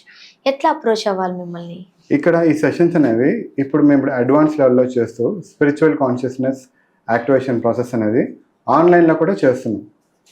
90% సెషన్స్ మేము ఆన్లైన్లోనే చేస్తున్నాం అండి, జూమ్లో అయిపోతాయి సెషన్స్ అన్ని. ఓకే సో ఎనీ ప్లేస్లో ఉన్న వాళ్ళు కాంటాక్ట్ చేయొచ్చు. మాకు యుఎస్ నుంచి, యూకే నుంచి, కెనడా నుంచి మేము చాలా సెషన్స్ ఇంతకు ముందు చేసాము. రెగ్యులర్ గా అవుతూనే ఉంటాయి. సో మీ దగ్గరికే రావాలి లేకపోతే మీరు అక్కడికి వెళ్ళాలి అనే ఇబ్బంది కూడా లేదు. ఏం లేదు, వాళ్ళు చేయాల్సినంత సింపుల్ గా ఇక్కడ మనకి స్క్రీన్ మీద కింద కనిపించే స్క్రోల్ అయ్యే నంబర్ కి కాల్ చేసినట్లయితే మీరు వాళ్ళ దగ్గర బేసిక్ ఇన్ఫర్మేషన్ తీసుకుంటారు అండ్ ఆన్లైన్ లోనే అన్ని సెషన్స్ తీసుకుంటారు. ఇప్పుడు ఇదంతా చూసిన వాళ్ళు కొంతమంది సఫరర్స్ కాదు, నేర్చుకోవాలని ఇంట్రెస్ట్ ఉంటుంది, లెర్న్ చేయాలనుకుంటారు. మరి వాళ్ళకి మీరు నేర్పిస్తారా? ఎలా ఉంటాయి సెషన్స్?